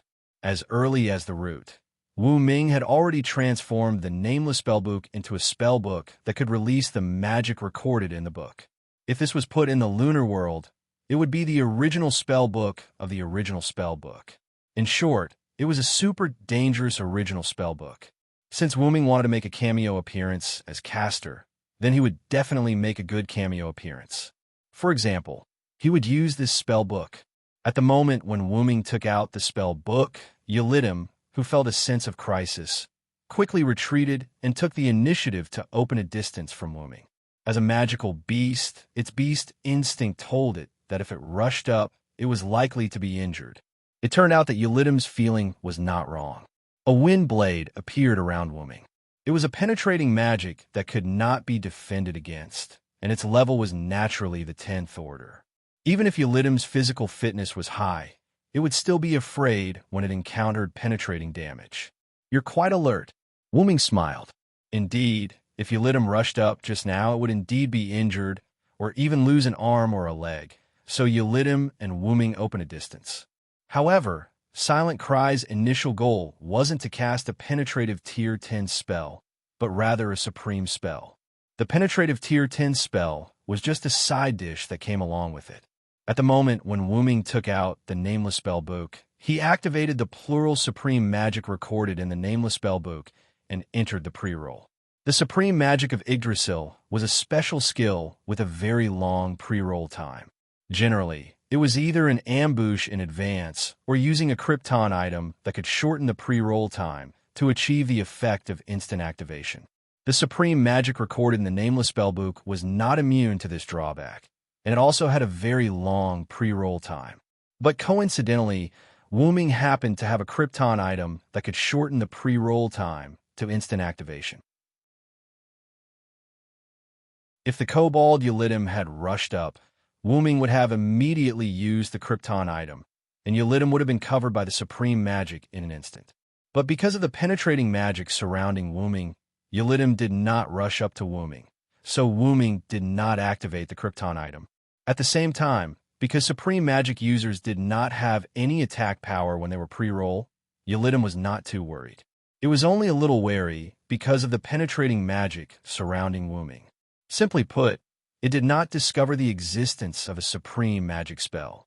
The reason why the 11 magical beasts could not defeat the gods of Sumer was because they did not have the authority of the gods. In the end, they were defeated and killed by the gods who had the authority of the gods. And the plural supreme magic was comparable to the attack of the gods' authority. What Ulidim did not know was that although it had opened a distance from Wu Ming, it was still within the range of the supreme magic spell. Simply put, Ulidim was already half a step into the kingdom of death. Bang! You're tuning in to the Warrior Lore YouTube channel. Don't forget to subscribe and join us on this journey to catch the most captivating stories.